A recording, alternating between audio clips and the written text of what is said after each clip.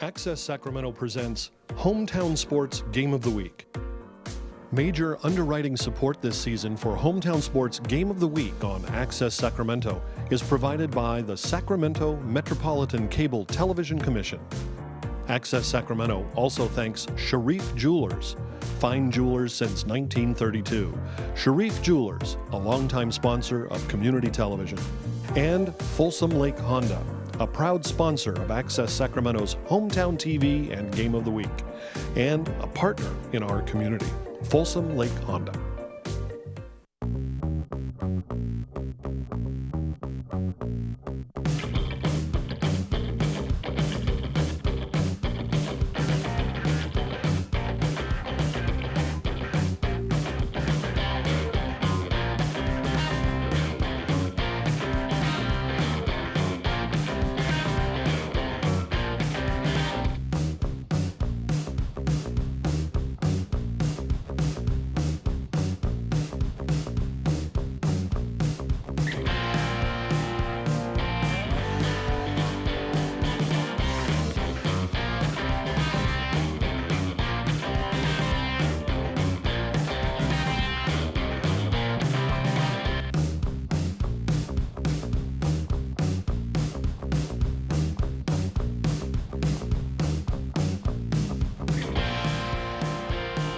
Well, the curtain has been raised and the stage is set for tonight's heavyweight high school football showdown on Access Sacramento's Hometown Sports Game of the Week.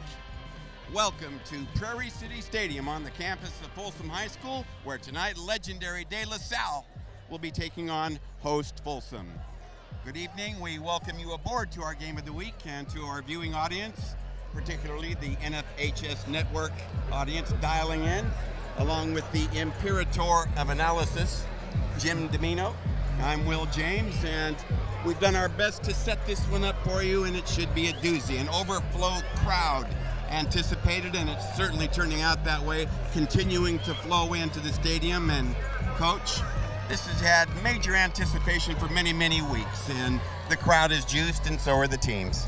It certainly is. The home side's been filled for approximately an hour to an hour and a half. The visitors are still coming in from Concord fighting that traffic. So I'd say by kickoff would be at capacity plus standing room. And I'll tell you what, we've got two of the best teams not only here locally, Northern California, state-wise, and nationwide. So we expect quite a show tonight.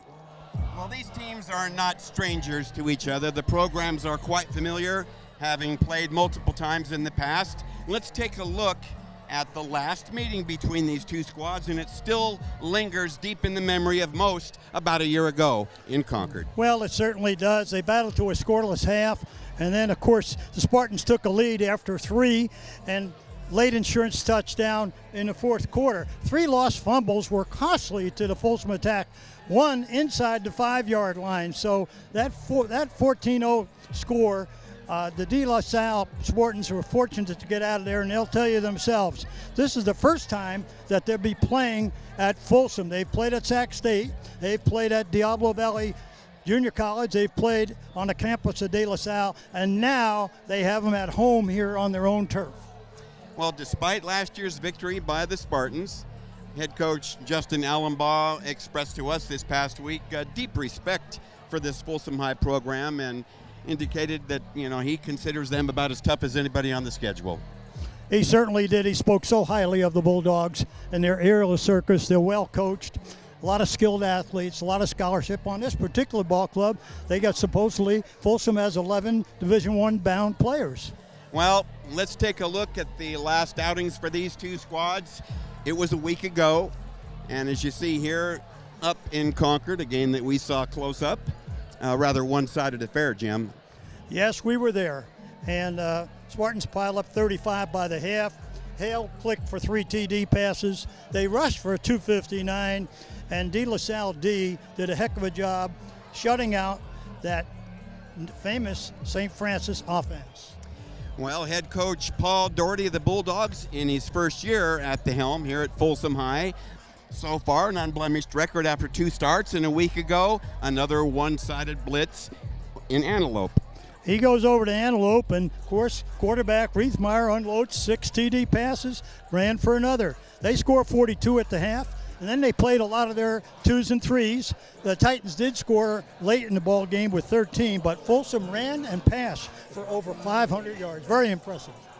Very impressive, and both of these coaches have high regard of mutual respect for each other, and as well they should.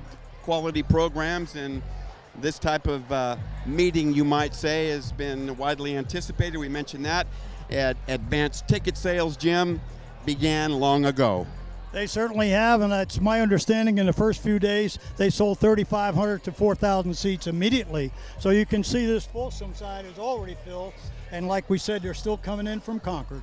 The ticket line extends beyond my line of vision, so before the opening kickoff tonight, standing room will be in effect. Now, impact players always factor heavily in our matchups, and tonight is no exception to that. And for De La Salle, the splendid Spartans bring plenty to the table.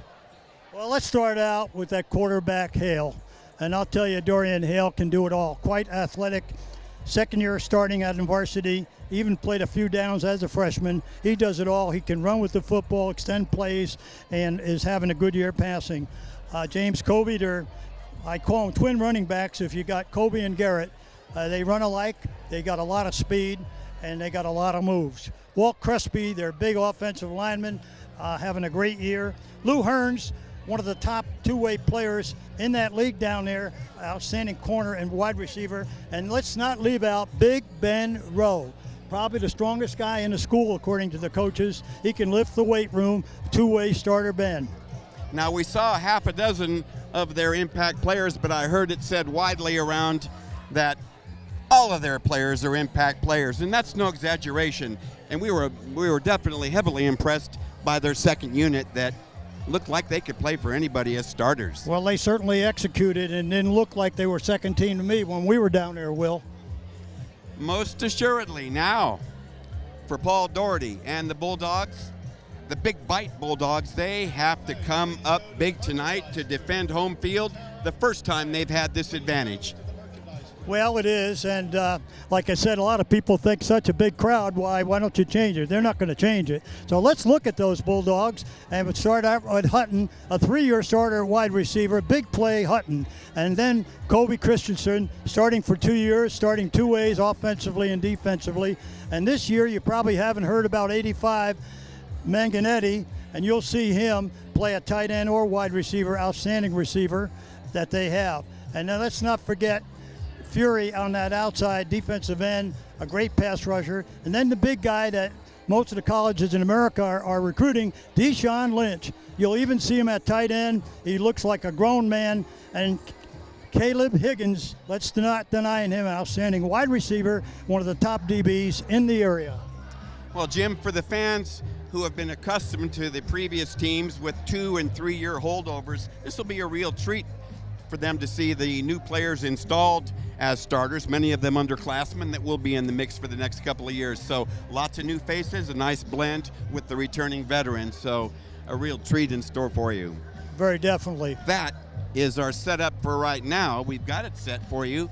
Access Sacramento's hometown sports game of the week. We'll come back to Prairie City Stadium, and our partner Lauren Goodman will have much more on tonight's big matchup. Stay with us.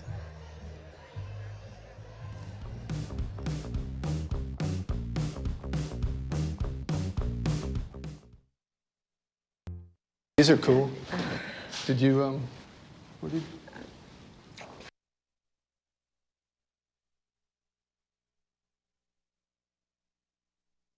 Bye-bye. Hi. Hoping for a crisp breeze to help keep you alert. Oh, he took a sip of water too. That'll probably help. You were probably gonna turn down the radio too, so you could focus, right? Probably okay isn't okay. Right? If you see a warning sign, stop and call a cab, a car, or a friend. I think the water line is what really drove it home. I blew on him. Selfie. Nailed it.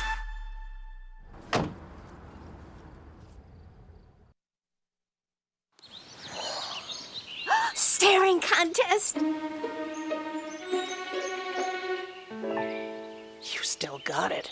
I know. Come alive with the forest. Visit discovertheforest.org to find a forest near you. Here's something we bet you didn't know. Nearly half of all cancers can be prevented. That's right, half. Nearly 50%, mostly by making small everyday changes in your diet and controlling your weight, walking more, eating less, and eating foods that help you and your family to seriously reduce the risk of cancer. And of course, by not smoking. Visit the Cancer Prevention Together We Can website and get a free 30-day planner filled with tips, recipes, stats, and more about protecting your family. Go to prevent50.org.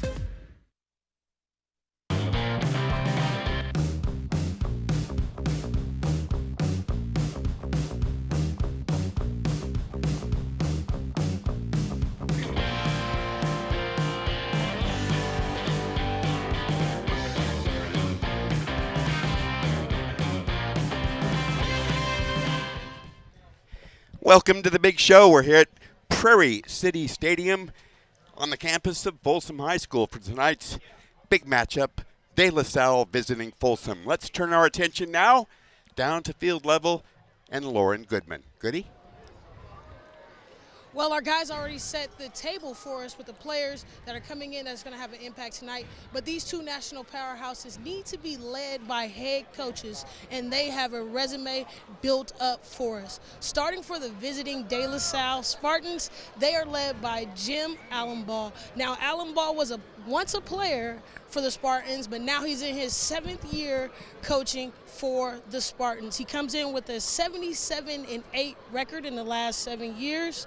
He also has 2 state CIF Open Division championships. He has 4 CIF Division finalist appearance, and he has 6 North Coast Section championships. 7 years and a lot of championship awards awarded to Allenbaugh. Now, for the Folsom Bulldogs, they're coming in with their first-year guy, Paul Doherty. Now, Doherty may be in his first year at Folsom, and he's coming in at 2-0, but he has a record build-up, starting with his tenure at Sacramento High School, where he had 5 years, and he had a record of 42-18. In his 2 years stint at Whitney, he came in at 12-10, and he has an overall playoff record of 5-2. Not too bad for the Bulldogs, and he's surely going to be tested in this national game tonight. Now, these two teams are coming in into their 4th meeting, coming in at the first time the Spartans are making a visit all the way up to Prairie City Stadium, and these teams have not let us down, kind of starting a rivalry between the two. Now, they had their first matchup at Sac State in 2012, where De La Salle won handily 49-15. That was in the CIF State Championship. Then they followed almost a year to date in another CIF State matchup that happened at Diablo Valley College. 45-17, De La Salle took that one, but last year was the matchup that everybody was talking about. 2018, the Folsom Bulldogs visited De La Salle in a regular season matchup, actually a week 0 matchup. A week 0 matchup that came to start the season out 14-0.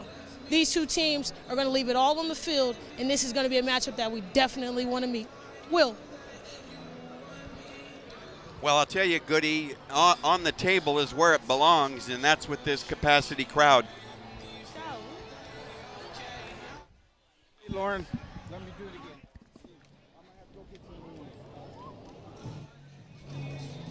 Much anticipation here at Prairie City Stadium for tonight's big matchup on Access Sacramento's Hometown Sports Game of the Week. De La Salle. It would take a small booklet, maybe a large one, to chronicle their awesome success over the years, and much of that attributable to former head coach Mr. Ladisor, the legend. He is here tonight, and we'll probably have an opportunity to have a few words with him, but under his leadership, that is where the die was cast. It has been a torrid, sultry day here in the Sacramento Valley. Temperatures peaking at 103, now settling in at a cool 95. Fortunately for a lot of the fans on the opposite side of the stadium, the sun has dropped down and setting, you might say, giving them a break, but the heat a blanket still hovering over this stadium. Coach Domino, I know you've been chomping at the bit for this matchup to come about. Here it is. And as we thought earlier in the year, there would be standing room in the far side bleachers above on the berm, packed in with onlookers. So major attendance. You can't really get near the stadium right now. And that is what we anticipated. Let's talk about keys to tonight's game. Well, as we look at tonight's ball game, let's start out with the keys: limitation of mistakes, turnovers, and penalties. That could be a difference. The Bulldogs' mental toughness versus DLS. Yes, the invincible DLS mystique. They've never, ever beaten the Spartans, so now they have a chance on their home turf. Big game coaching experience. Alan Baugh has been in many, many big games, from state titles to regional titles. Coach Doherty has had pretty good record himself. And quite honestly, this is probably maybe the biggest game he's been involved in his career, having coached at Sac High and then over at Whitney High School. And once again, and the fourth item is Folsom's home field advantage. Playing on this blue turf in front of a capacity crowd. Well, we're going to continue along this line of thinking when we come back, so stay with us. More to come on the Hometown Sports Game of the Week.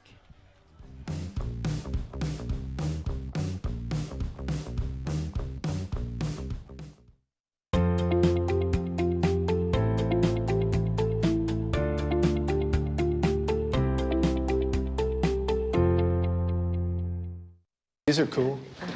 Did you, what did you?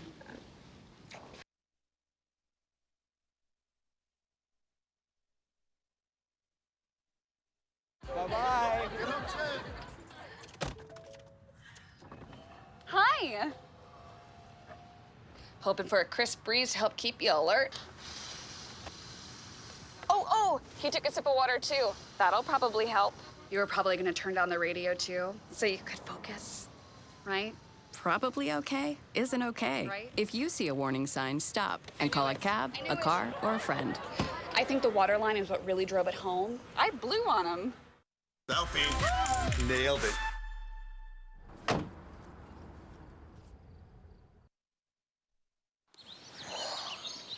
Staring contest. You still got it. I know. Come alive with the forest. Visit discovertheforest.org to find a forest near you.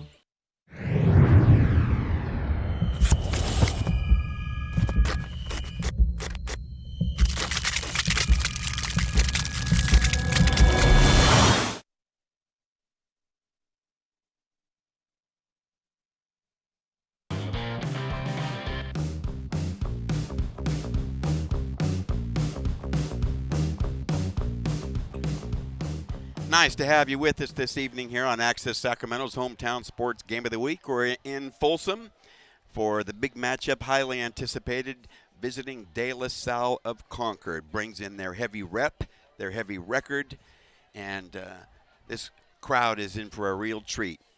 Matchups are always key elements in any game. Either team as opponents looking for where they may have an edge, and the Imperator has isolated a few of those matchups. Jim?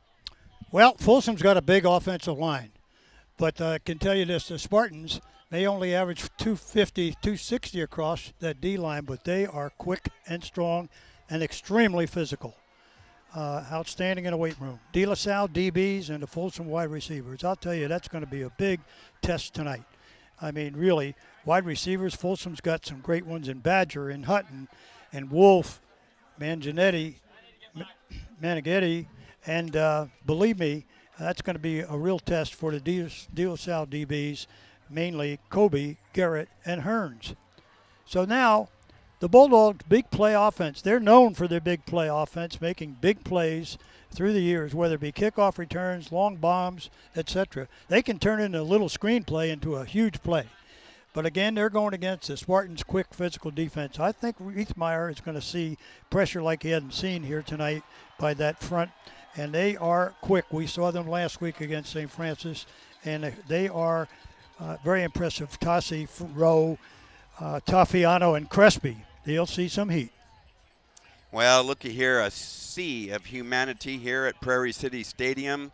As we mentioned earlier in the pregame, the host side, the Folsom side, packed long ago.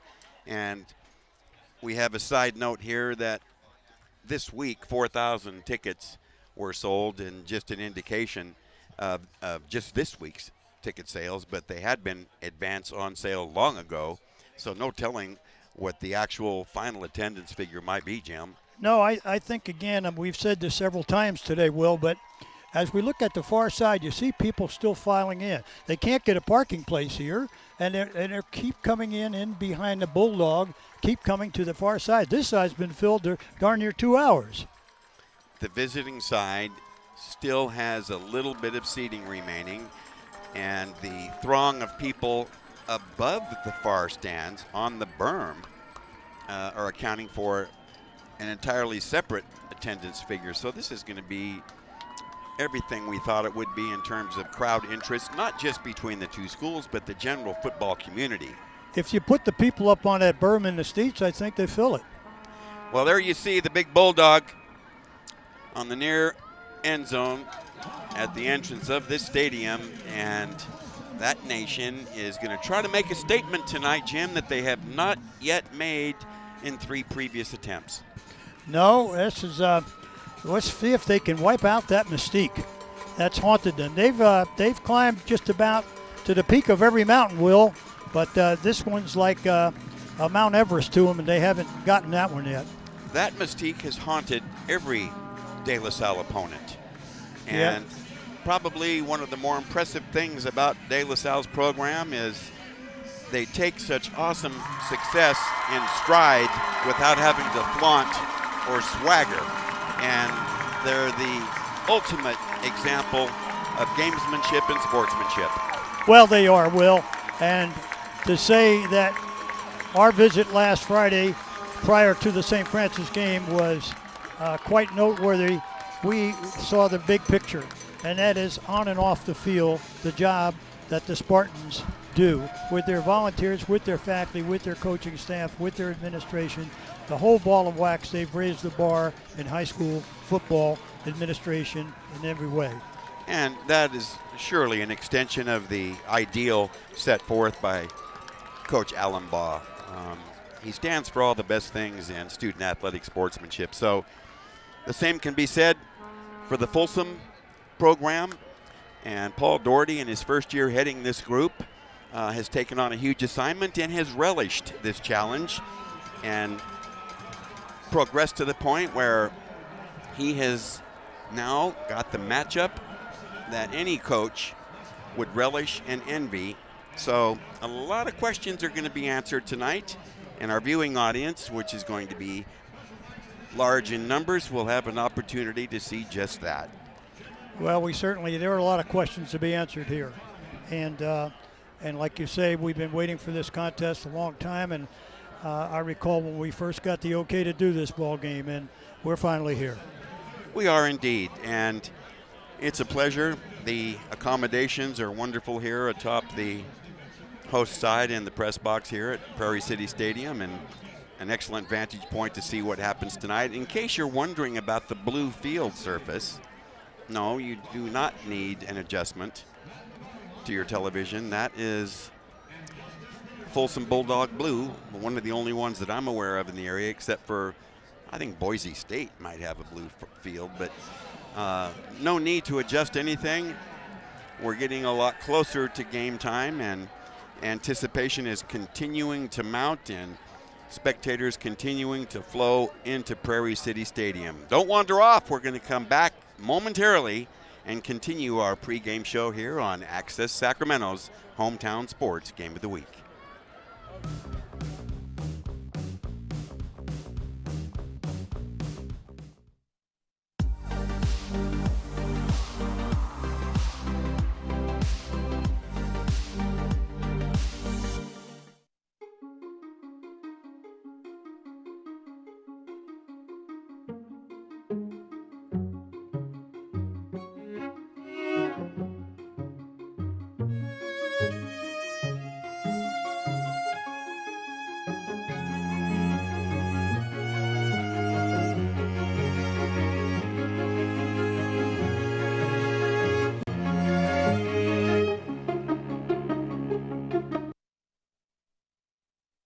Here's something we bet you didn't know. Nearly half of all cancers can be prevented. That's right, half. Nearly 50%, mostly by making small everyday changes in your diet and controlling your weight, walking more, eating less, and eating foods that help you and your family to seriously reduce the risk of cancer. And of course, by not smoking. Visit the Cancer Prevention Together We Can website and get a free 30-day planner filled with tips, recipes, stats, and more about protecting your family. Go to prevent50.org.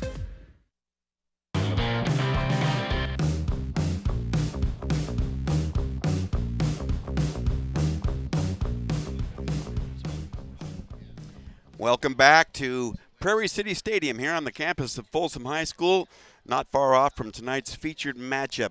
Salle of Concord visiting here in the local area to take on the Folsom Bulldogs. But let's take a look at what's happening in the local area. The rankings compiled by the Imperator Domino's Dozen. What you got, Jim? Well, we got Folsom on top like they've been for a number of years on our polls. Oak Ridge under Eric Cavalier following them second. Also from the same league, the Sierra Foothill League. Monterey Trail, number 3. TJ Ewing has done a fantastic job there. Terry Stark's Intercom at number 4. Granite Bay coming in at 5, has had a couple of good wins this year. And Davis is back on the top 12 after having a couple of down years, doing a great job. Rockland, another CFL team here. Capital Christian under Casey Taylor. Pleasant Grove, a pleasant surprise this year after going 0 for 10. They are now 3-0. Centers for real. El Camino is visiting there tonight. Rio Linda, state champions off last year, trying to defend that. And Del Oro, certainly not last. Out of 12, top 12, 4 are from the SFL. Now we look into the red zone.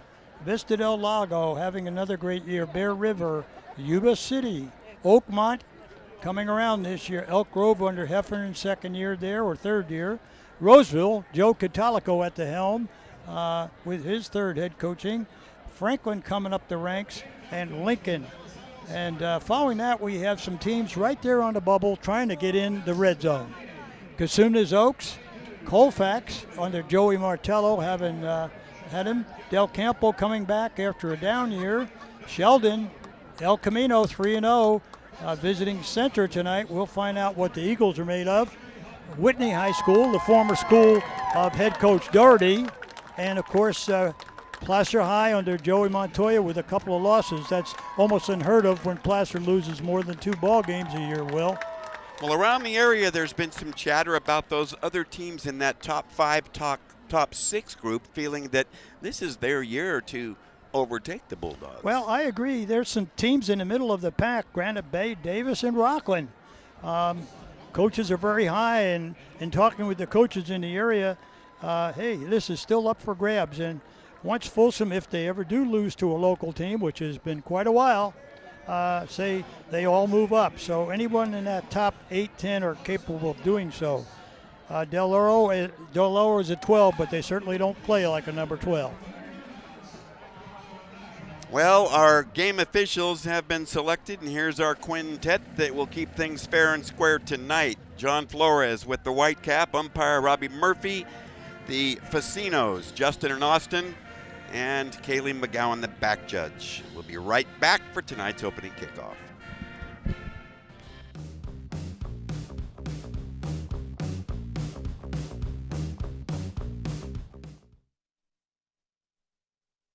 It used to be simple. When I was young and couldn't figure things out, I asked for help. I let someone know when I got hurt, or scared, or sad. As I grew older, things got more complicated. Sometimes people let me down, so I solved my own problems.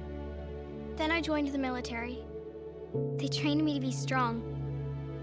I learned to carry my own weight, and sometimes the weight of others. Now that I'm home, it seems hard to fit back in. Reaching out is difficult because I want to do it on my own. Remember when you were young? Asking for help was simple. We asked for help. You don't have to do this alone. Veterans like us have faced similar challenges. We're not alone at MakeTheConnection.net.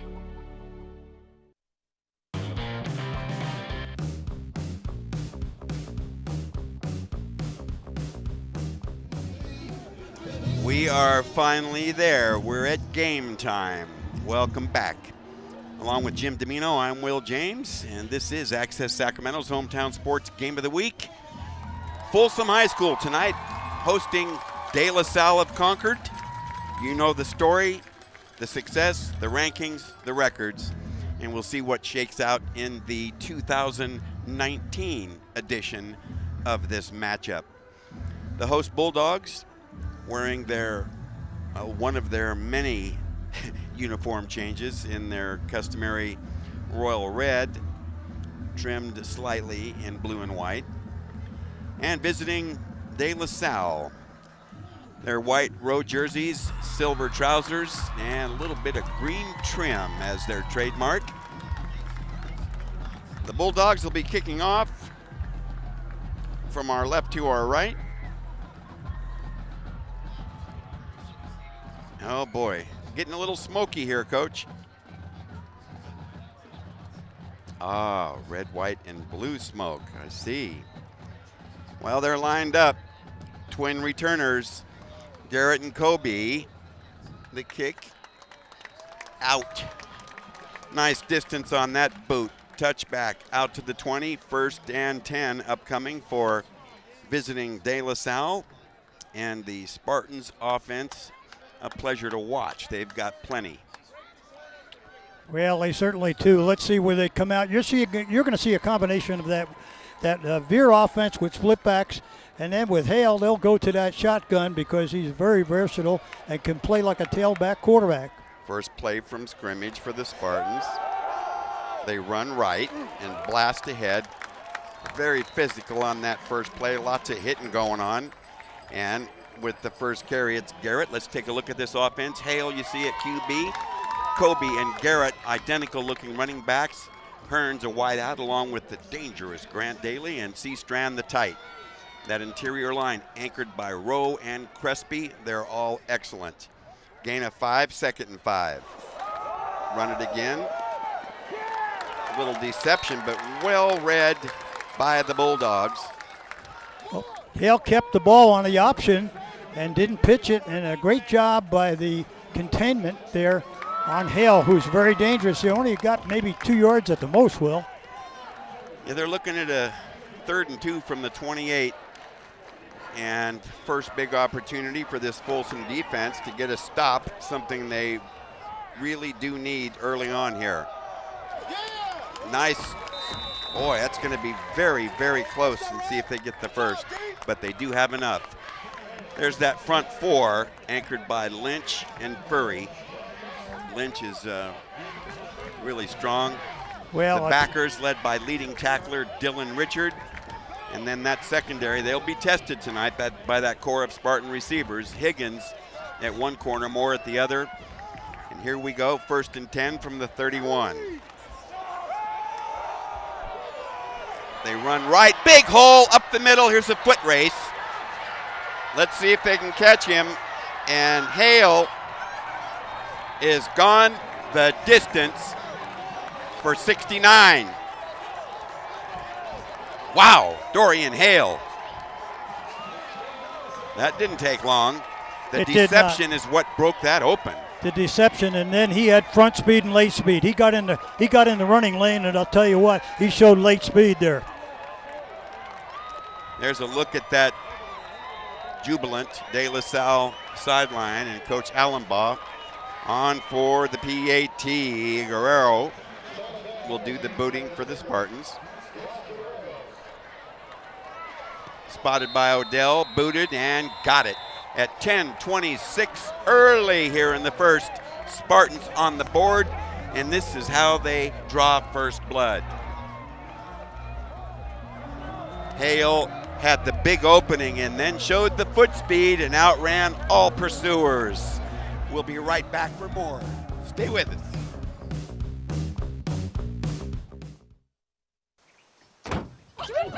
They'll test you.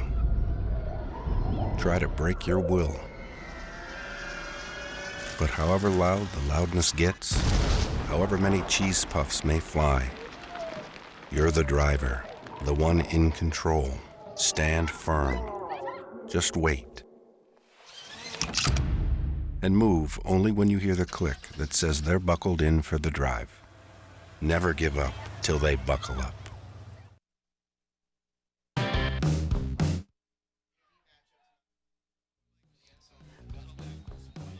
The Blas Guerrero kickoff into the end zone for a touchback. Nice strong leg, and the Bulldogs will have to come out to the 20 after seeing De La Salle go 80 yards in just 4 plays in a minute and a half, capped with Hale's 69-yard burst.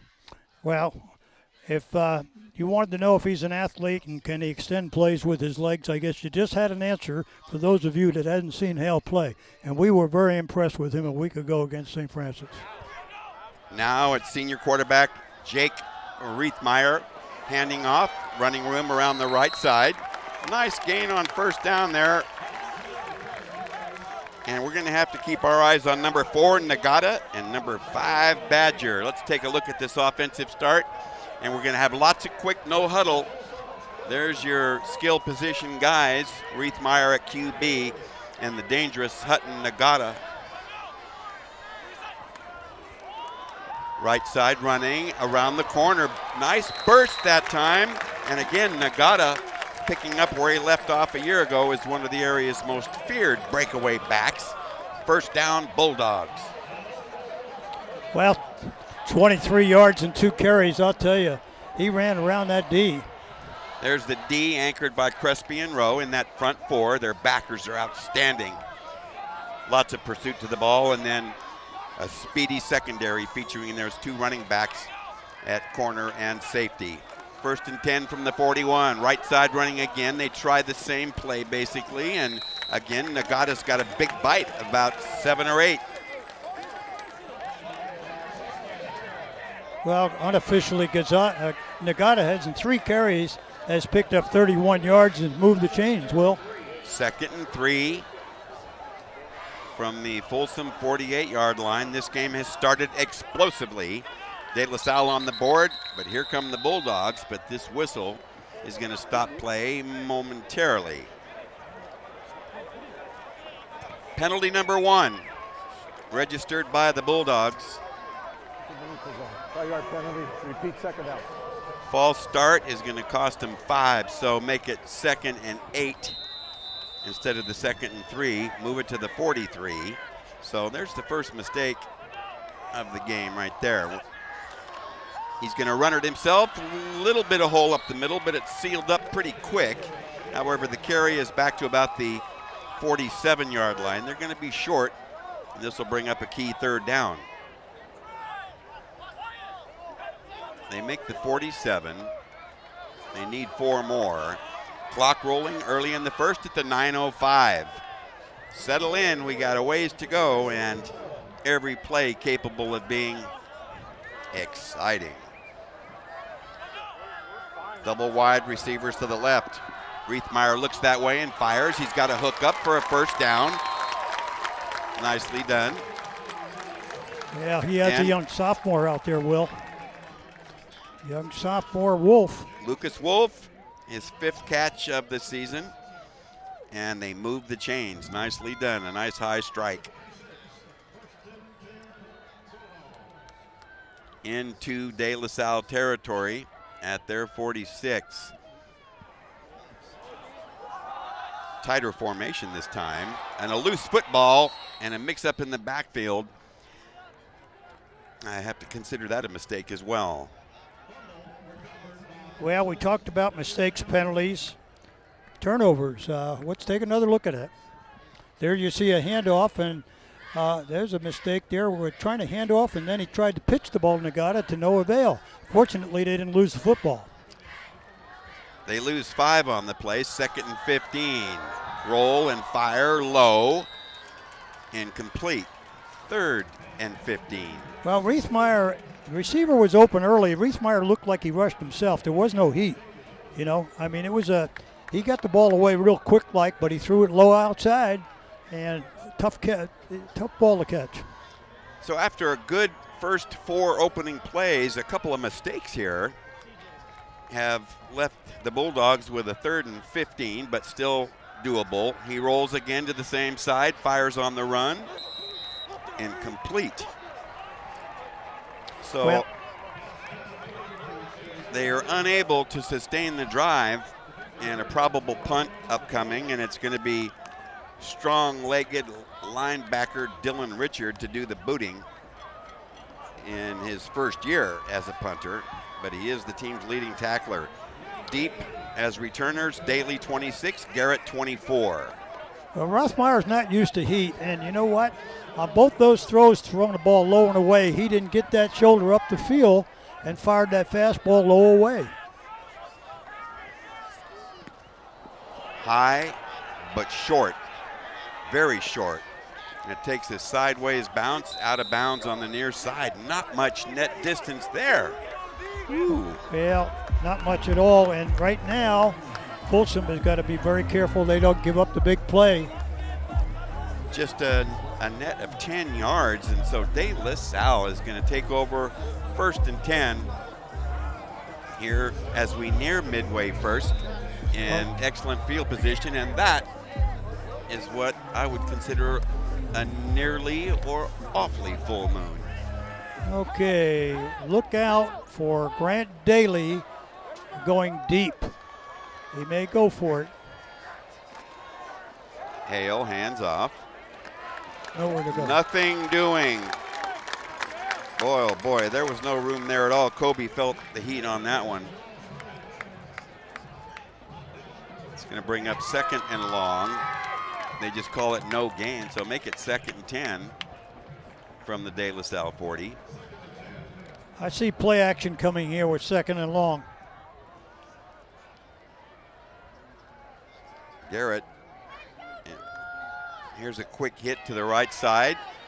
Little bit of running room and a lot more down the sideline before being chased out of bounds. Nice job that time by the very speedy, excellent wide receiver Hearns. Hearns is an outstanding defensive back, great two-way player, certainly recruitable, and we've got a number of recruitable players on the field, of course. That's good enough for a 1st down. Football at the Bulldog 49, and the Spartans on the move again. Twin backs behind Hale. He keeps, comes to the near side, fires on the run, a pinpoint strike. It's Daly with the grab and another De La Salle 1st down. Well, there's one of their top receivers, Grant Daly. Coming into this ball game, Will, he had 4 catches for 162 yards. Let's look at this. Very impressive last week. Watch him roll out. Watch Hale roll. Pinpoints, puts it right there. Gain of 12 on the play. De La Salle rolling early. Under center, Hale. Turn and give. Up the gut. Here's a big opening. Bouncing off Kobe. Breaks loose. And dragged down finally. Boy, he took a hard shot and spun away from it. Well, these two backs are very impressive. Another 1st down on a 20-yard burst. Football at the Folsom 17 after the 20-yard scamper. So in the red zone come the Spartans, leading it 7-0 already. Under center, Hale. Option looking, and a loose football on a shaky pitch, but Kobe tracks it down to prevent the turnover. Well, Dorian Hale, quick to admit that was his fault on the pitch. The pitch ratio wasn't that good, and he forced the ball, and they got caught in no man's land. The pitch wasn't open, and the running lane closed up on Hale. So now we got take a look at this, and there's nowhere for Hale to go. They lost 3 on the play, 2nd and 13 from the 20, and there you see the bad pitch. But here they come again. Out of the gun, Garrett has the handoff, slips through a couple of defenders, and works his way to the 15, maybe just inside the 15, for the better part of a 5-yard run. And that'll bring up 3rd down deep in the red zone. Well, 3rd and 9 now. They haven't gone wide side. They've been going to the hash mark. If you notice, they've been running the ball to the near hash on this drive. They could run a misdirection or boot and go to the opposite corner. Overloaded to the right. Hale, pitch to Garrett, work right, step over a tackler. He gets Not much. That was excellent pursuit right there. And I'll tell you, that was a great defensive play by Higgins. It was. Wow. The junior Higgins up from his safety position to shut that down. Let's take another look at that stop. It pitches the ball out to Shamar. Nowhere to go. Great play by Higgins coming up. Field goal team on the field. Well, that was a very nice defensive play by his teammate there. And they go for a field goal. Spotted at the 22-yard line. Guerrero on to do the booting out of Odell's hold. And a whistle's going to kill this play. Well, instead of being 4th and a long 8.5, it's going to be 4th and 3. You see the De La Salle coaches huddling over there. They might even call a timeout and bring the offense back. Did we get a call from John Flores, our game referee, on that? Encroachment on the D, it appeared to me. Okay. Well, penalty number 2 on Folsom. And it sets up a 4th and 4 from the 10. They go for it. A toss, a cutback, and a knockdown at the 6-yard line. And that is a first down. So the penalty hurts them. Very definitely. And, you know, early in this football game, Coach Allenbaugh and his staff are saying, you know what? They gave us another opportunity, and we're going to go for it. Kobe, good tough runner right there. The Folsom defense is hitting hard, no doubt. Well, they're hitting. But extra opportunities have come from 2 penalties now. Well, when you have Hale in the backfield, along with Kobe and Garrett, you got 3 threats back there, Will. You got 3-way threats. Football at the 6, 1st and goal. At the 4-minute mark, clock rolling. 10th play of the drive upcoming. Twin backs with Hale under center. Turn and give. Up the gut near the goal line. Just shy. Garrett picked up about 4. So it's going to be 2nd and goal for 1, I suppose. Is that how they got it marked? 3.5 to go here in the first. And De La Salle trying to add to their 7-0 lead. Power formation. They blast straight ahead. Touchdown, Spartans. Kobe smacked it in with good blocking in front of him. And the lead grows to 13. Well, I'll tell you, there's good get-off up front. Crespi and Duhowski knocked their people off the ball. Center Puckett. I'll tell you, that front Vranish, Rowe, Puckett, Crespi, and Duhowski are getting off the football. Guerrero on for the PAT. Odell to hold. Snap, spot, boot. Got it. At 3:18 of the first, Spartans back on the board. This is the way it looked as they surge ahead. Good line blocking. Another touchdown. We'll be right back for more of the Hometown Sports Game of the Week.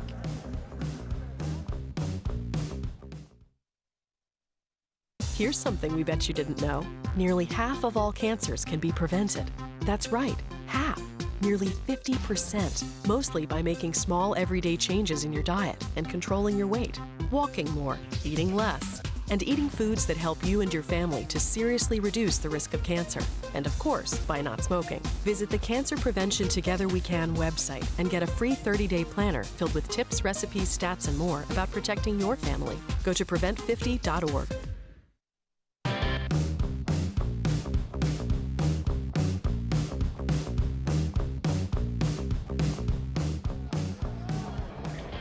Okay, the Folsom Bulldogs have their work cut out for them early on, facing a 14-0 deficit here late in the first. Kickoff settles in at the 3-yard line, and on the run back, well defended. Making the most of it is a valiant Badger, but great downfield coverage. 11 plays, 60 yards on the scoring drive, covering a bit more than 4.5 minutes.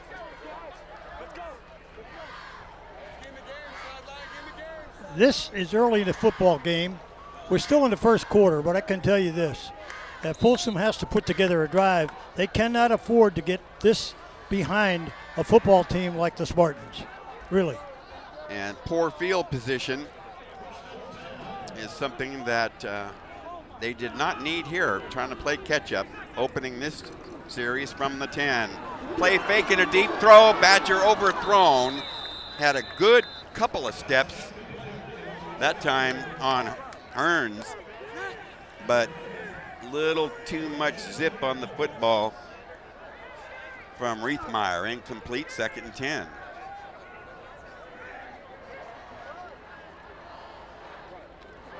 They tested him right there, and Badger showed him his backside number, but too much throw.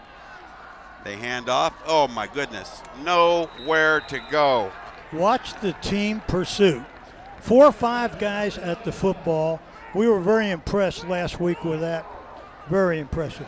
And Gata pounded hard on that. Gets up slowly. And here's another look at this pursuit you're talking about. Watch the number of white jerseys here. Bam, bam, bam. They're all there. A gain of a hard-earned 1. 3rd and 9. Obvious passing down. Triple wideouts to the left. Short drop. Riethmeyer pressured, unloads, and a nice hookup along the near sideline for a clutch 3rd down completion, and it looks like it's very close to 1st down yardage. Let's see where they place it. 4th and 1. Well, let's see. Roll the dice. Paul Doherty's ball club down 14-zip.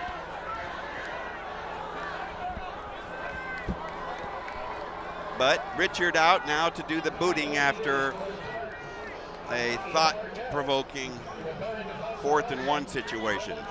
They could snap the ball to the up back. Richard with a high short punt on his first try. This time more distance, good lift, and a fair catch. No fair catch. He fields it and spins away, but he's grabbed immediately at the De La Salle 45. Boy, what nerve. Well, it certainly was. Garrett fielded the football back there, and I'll tell you it was. They were all over him. But once again, the field position, they're right on the 45-yard line, Will. Excellent field position. Their defense responsible for this setup, as well as an effective kickoff that was returned only out to the 10-yard line, putting Folsom in a hole right away. So when you're playing a team like De La Salle, you cannot really make mistakes. Hold on to yourselves on this 1st down play. They run right after a play fake. It's bottled up and shoved back after about a 3-yard pickup as the clock rolls at the 2:05, late 1st. 2nd down upcoming, and good stand here by the Folsom defense. A very good stand. They run that crossbuck fake here. Not much to go with Shamar Garrett only picking up 3. 2nd and 7 from their 48. Twin backs behind Hale under center. Turn and give. Big hole up the middle. And 1 man back, Badger, the last defender, making the stop at the Folsom 35. That's Garrett. That's the famous veer counter dive, okay? Counter dive. And that is, if you see that play again, they run a counter dive option as well. There's the replay. Wow. 16-yard gain on that burst. And De La Salle set up at the 35. On the move with 1:15 to go late here in the 1st. Under center, Hale, turn and give. Boy, another big opening, and Kobe carries to the 24. Well, they're going for the first back. Folsom is going again. If you see the replay, it's a second back through to run a counter dive again the other way. Here it is. Excellent blocking. Fake inside, back in. Wide open. Deep into the secondary before the stop. Gain of 11. Less than a minute to go. Clock rolling here late 1st. Not this time, but Garrett, a tough customer, tries to wrangle out of trouble but cannot. Well, they're setting up for the counter dive option. And they're running 3 straight counter dives, and look out for the counter dive option coming up. and where Holt keeps the ball. No gain on this, and you'll see how tough Folsom's D was on this. They run a counter dive option pass, and I'll tell you, quarter time. Actually, Garrett bumped into his own blocker on that play to stymie any type of an advance, as both clubs is going to run out here in the first. But we have time to let you know that Access Sacramento's hometown sports game of the week thanks Casa Ramos Mexican restaurant in Folsom for providing the TV crew meal before tonight's broadcast. The Fiesta Party platter with its burritos, taquitos, and quesadillas, plus chips and salsa, were very much appreciated. Thank you, Casa Ramos Mexican restaurant in Folsom, for supporting Access Sacramento's hometown sports game of the week. We'll be right back.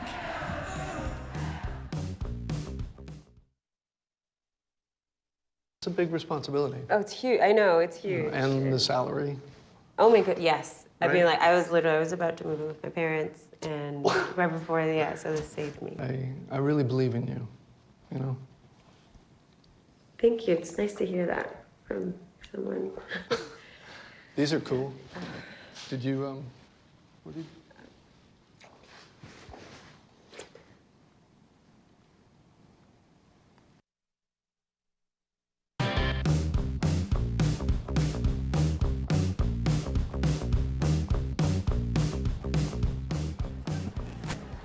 Up to the line come the Spartans, 2nd and 10 from the Folsom 24. They're leading at 14-zip after rushing for 142 in the first quarter. Quick hit right side, but well defended with lateral support on that hook up to Hearns.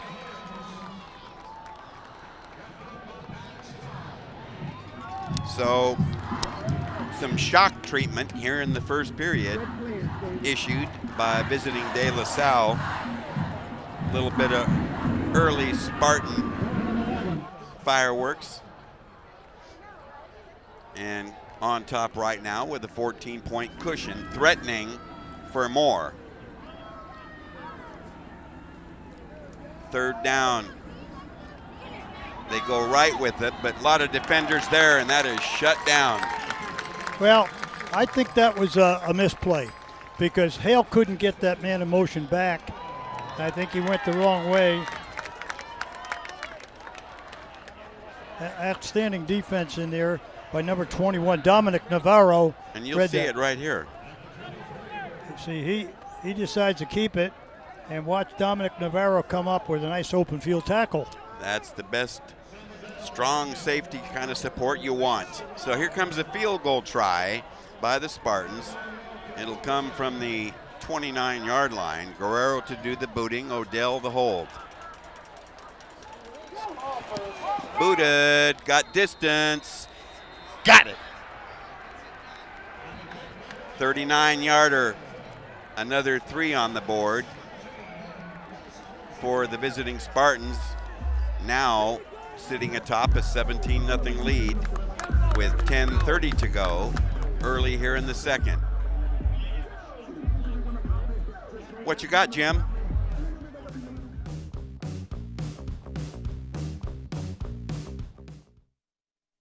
Bye-bye. Hi. Hoping for a crisp breeze to help keep you alert. Oh, he took a sip of water too. That'll probably help. You were probably gonna turn down the radio too, so you could focus, right? Probably okay isn't okay. Right? If you see a warning sign, stop and call a cab, a car, or a friend. I think the water line is what really drove it home. I blew on him.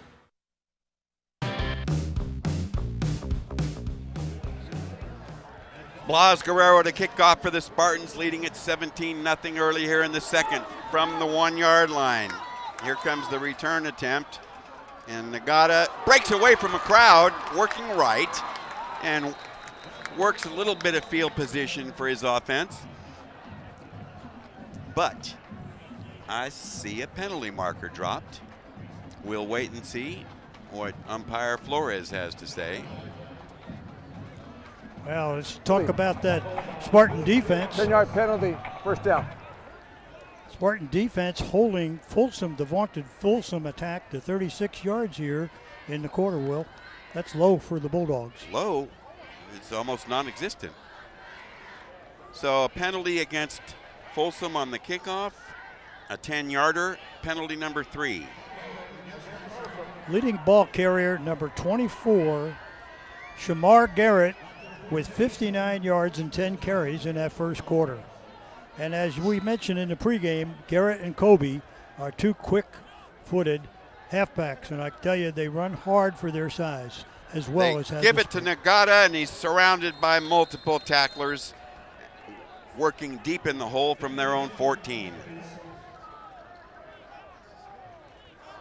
That gang tackling you spoke of earlier, Jim, a good example of it on that play. Well, certainly. Watch them come off their blocks. They are very quick, and I don't think the O-line of Folsom, Kazani, McMahon, and Sorensen and Springer haven't faced this quick of a defensive front. Gain of 1, 2nd and 9. Riethmeyer to throw. Incomplete. You know, if we look at that, he had 4 free linemen in his face.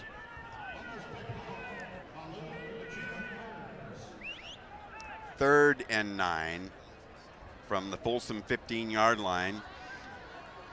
The offense yet to find a niche, and they need something here. Now De La Salle on a 3-man front. They're going to drop 8 into coverage here, so he ought to have time Hutton's to throw. In motion, and there's a hookup. First down yardage, struggling for a bit more. Very clutch on that. And the throw goes to Badger for a first down.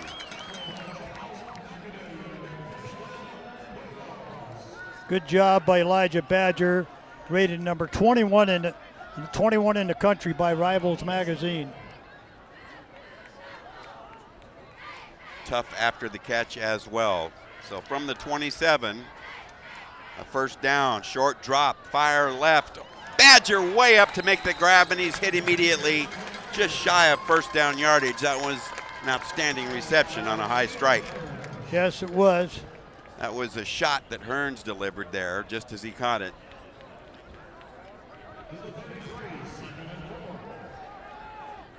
There's an ISO on Badger.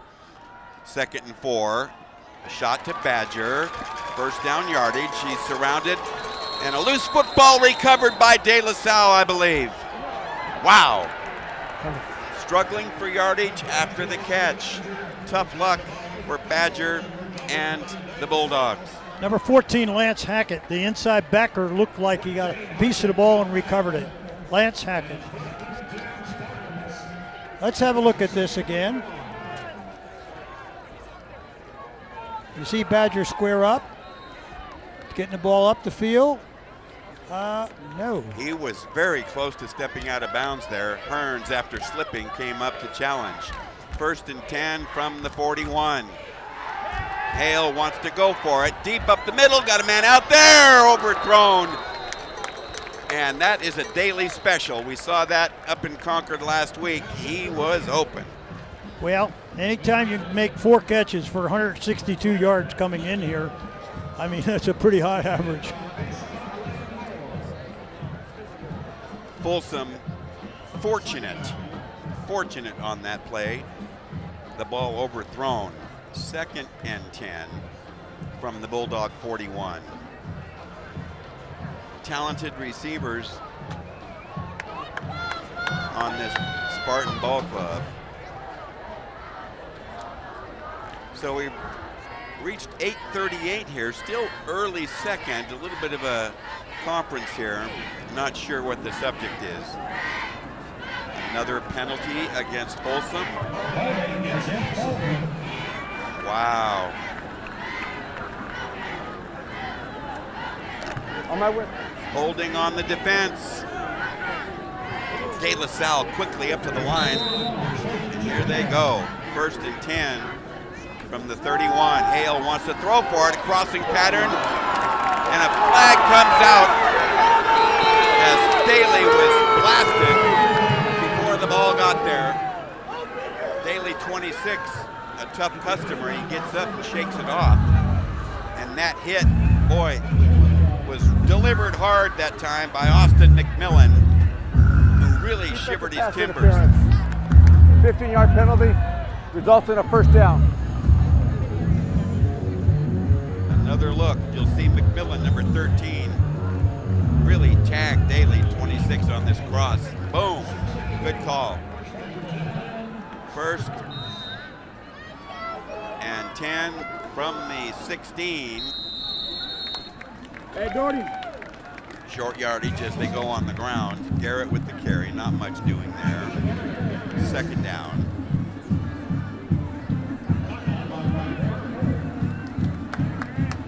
Gain of 1, 2nd and 9 football at the Folsom 15-yard line. Nearing the 8-minute mark. As De La Salle is dominated early on. Here's the toss, it goes to Kobe, sweep left. Shut down nicely by 4 Bulldogs who shove him back. Excellent lateral pursuit that time, but still about a 4-yard pickup. The left side of the offensive line, Rowe and Vernesh. I isolated on them, Willie, and they knocked the line off. Probably drove their people 3 yards back. 3rd and 6 football at the Bulldog 12. De La Salle threatening again.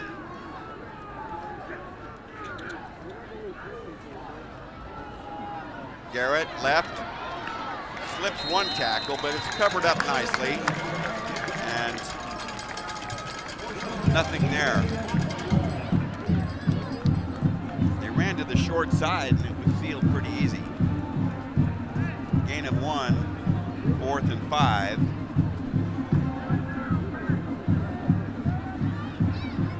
And 4 down territory, but they'll kick a field goal attempt,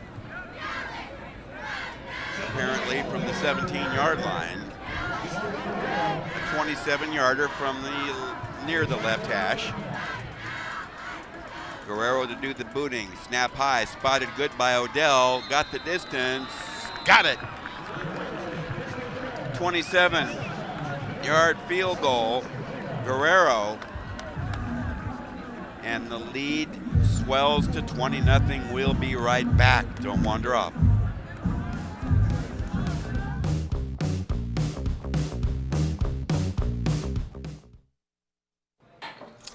What do you think you're doing, Kevin? Was just gonna drive home. There are several warning signs present that you shouldn't be driving. Like hearing voices? Like your text-to-emoji ratio? Oh man, the selfies. Selfie, nailed it. We all have warning signs that let us know that we're probably not okay to drive. Mine is pretending to be your subconscious. Craig, come on man, let's put a ride home.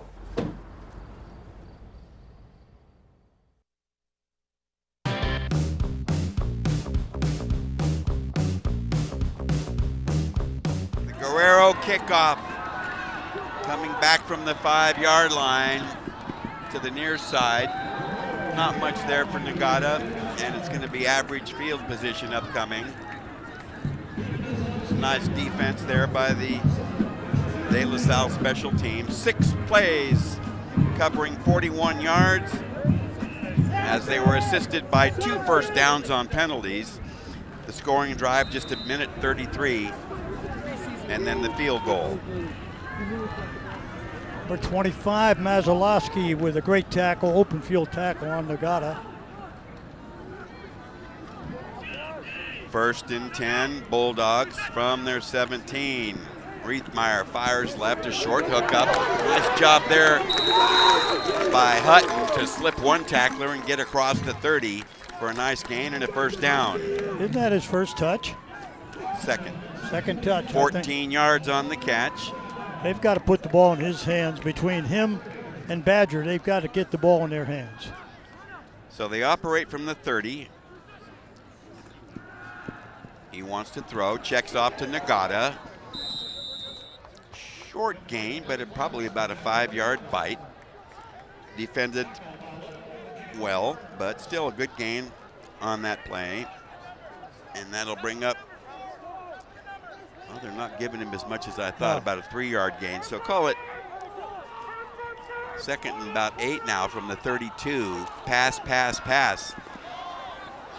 Incomplete. He was drilled as he let that go. Heavy pass pressure that time. From Chad Tassie, 57, was all over him. Tassie, one of the top defenders on this ball club. Coming in this ball game with 10 tackles, and I'll tell you, the front four with JJ, Tassie, Rowe, and Crespi, very impressive. 3rd and 8, triple wide to the right. He fires left. Badger has the catch, slips a tackle, dodges another man, and works ahead. Outstanding individual effort there. Elijah Badger, and a first down.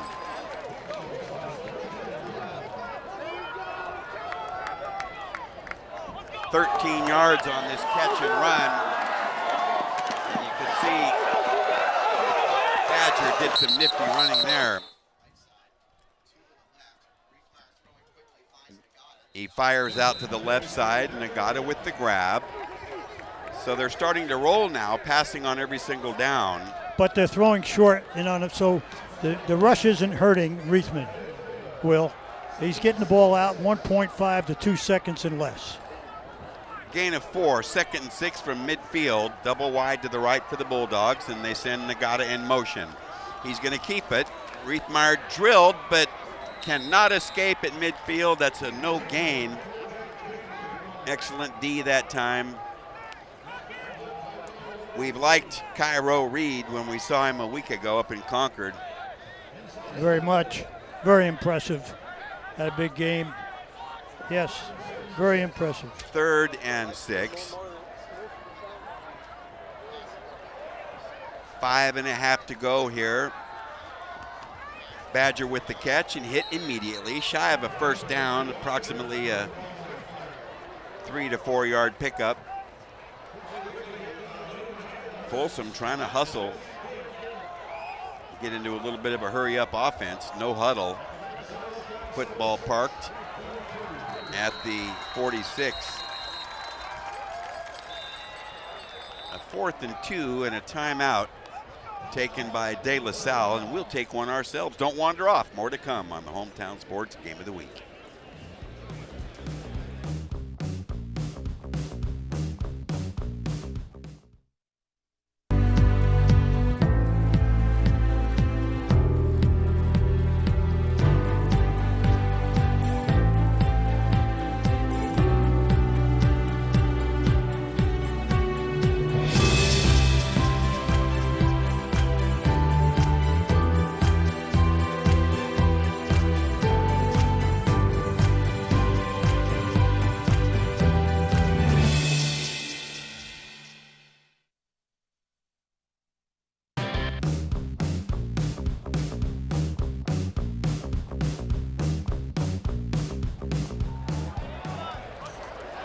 Well, this game has certainly been dominated by the visitors from Concord. The De La Salle Spartans have excelled in every area and lead it 20-0. Here we go, 4th and 2 from the De La Salle 46. Nagata in motion, triple wide to the right. Riethmeyer rushed, running for his life and cannot get away. It's a sack and a big loss. And that drive is over. Wow. What was that to be? I don't know, Coach. That's your department. Well, let me tell you something. He put Nagata in motion, and I thought he's just going to run a quick hitch to Nagata or a swing to Nagata, and he never got the ball away. He only needed 2 yards, a yard and a half. The ball goes over. 1st and 10. 5 minutes to go here in the first. The football at the Folsom 47. Up the gut running along the left hash mark, and nearly enough for a first down there on the carry by Kobe. About an 8-yard burst. Well, right now, the De La Salle defense is cut down to no run threat for Folsom. Short passes are their most effective thing, where they get the ball out in 2 seconds or less, Will. Kobe out, Norfleet into the backfield for De La Salle. And with the carry, Nico Torres, an excellent running back and receiver. First down, Spartans. Nico Torres comes into this contest, Will, with 18 carries and 129 yards. Watch Nico. He gets an extra after contact. He picks up another about 2 to 3 yards. First and 10 from the Folsom 36. We spoke of their tremendous backups.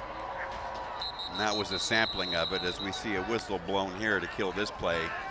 Well, they may not have set for a second. 5-yard penalty. Yeah. First down. So first penalty of the game against the Spartans, -5. Well, we know that they are very disciplined in that area. So they move it back to the Folsom 41, first and 15 upcoming. 4:11 remaining here in the first, clock rolling. Hale under center.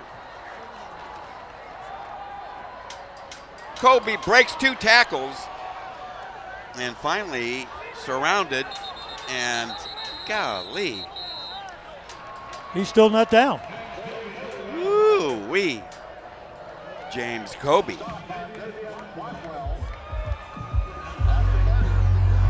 Shy of a first. Watch the extra effort here by Kobe. Watch this. Contact. Keeps his balance. Gain of 11, 2nd and 4, and that could be enough for a first down. Let's see where they get the spot on that carry by Garrett. And it is a first down. Well, those two go hand in hand. They're like touchdown twins. They run hard. They're elusive and run hard. They're yards after contact. First and 10 from the Folsom 24, and you can best believe that Coach Allenbaugh and staff would like to tack on another score here before the intermission. Not in a hurry. They're going to milk the clock here, use all 25 seconds, if not more.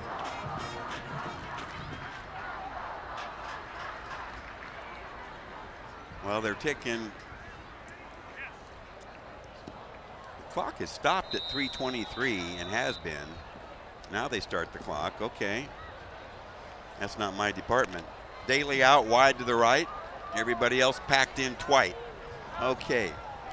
20-0. De La Salle trying to increase. They run the football. It's Garrett, and he's surrounded and dropped after making the 24-yard line or so. No gain on the play. 2nd and 10. Oh, they give him a yard or so on that.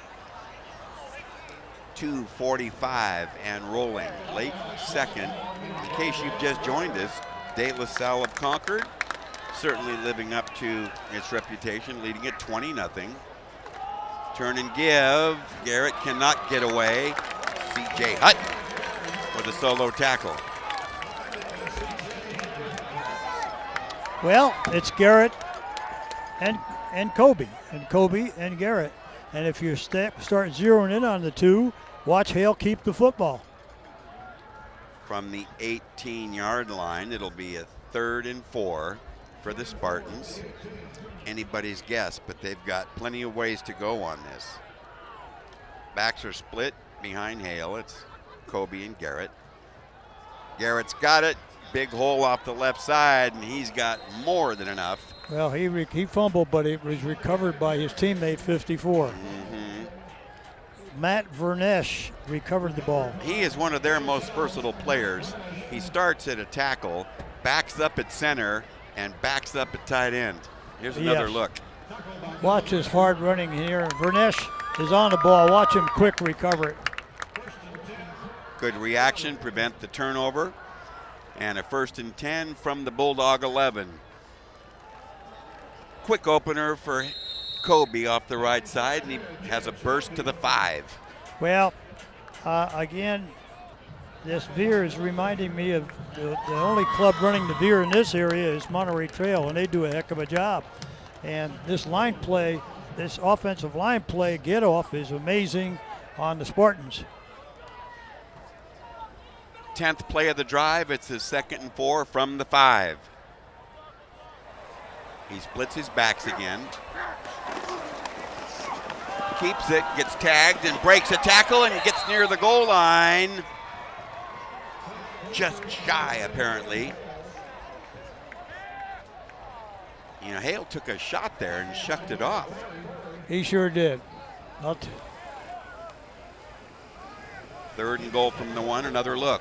He run that speed option and watch him take a pretty good hit there. His speed option. No dive fake. One of Coach Doherty's keys tonight, besides staying hungry and being humble and protecting the ball, was tackle, tackle, tackle. They didn't quite get it done there, and a number of plays tonight, broken tackles that resulted in longer gains for the Spartans. From the 1, they smack a touchdown, Spartans. Going in, Hale from 1. The lead swells, 26 on the board. And as you said, Imperator, they were going to squeeze the clock. The score comes with just 26 left in the half. Yeah, that's the way they work it. And very wisely, we're going to move the chains, and you're not getting the football back. Well, they're lining up, and a whistle's going to kill this play.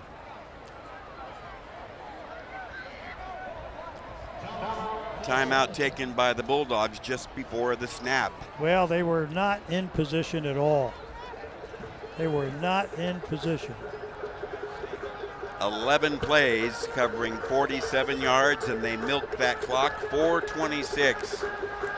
I'm watching the interior line play, Will, and I know with the benefit of our replays, but tackle to tackle, and I tell you this, Kobe and Garrett can run hard, but let me tell you, Tuhalski, Crespi, Puckett, Rowe, and Vernesh are controlling the LOS. Most assuredly. We have not seen a lot of solo stops, and this crowd, massive in size, but disappointed to be sure. De La Salle has taken the home crowd out of the game right now. And they do that with most opponents. Bulldog fans hoping that would not be the case tonight. And right now hoping for a tale of 2 different halves as they're looking uphill at 26-0, and the Spartans lining up to go for a pair. They split the backs, and another whistle is going to kill this play. We have timeout. De La Salle. Well, I haven't seen that before, but far be it from me to be wondering about it. This first half deficit psychologically is a severe blow to the Bulldogs, and their offense has been stymied and their defense has been put together. Oh, very, very. The crowd traveling from Concord, there you see it across the way. Excellent turnout. Garrett now for De La Salle rushing for 82 yards on 15 carries, and this crowd you're looking at is delighted that their back, who had numerous awards a year ago, is doing it again. And here's the home crowd for Folsom trying to rally their troops and show support, but it has to be done out there on the blue field. So 3rd attempt now to get this goal line play. And he's got it. He's in for 2 right at the goal line.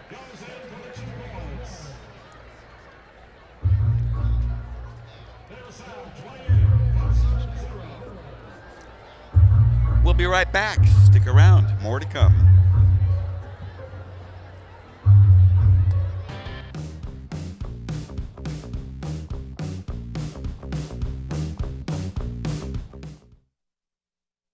Hi, Hi, I'm Lourdes Stefan, host of Univision's Sal y Pimienta. Cancer doesn't just change the way you feel, it changes the way you look. From losing your hair, even your eyebrows, to changes in your skin and nails, cancer treatment can rob you of your confidence and self-esteem. But Look Good, Feel Better changes all that. More than 800,000 women have learned how to address the appearing side effects of cancer treatment through our workshops. Visit lookgoodfeelbetter.org to find a free workshop near you. Let Look Good, Feel Better help you feel like you again.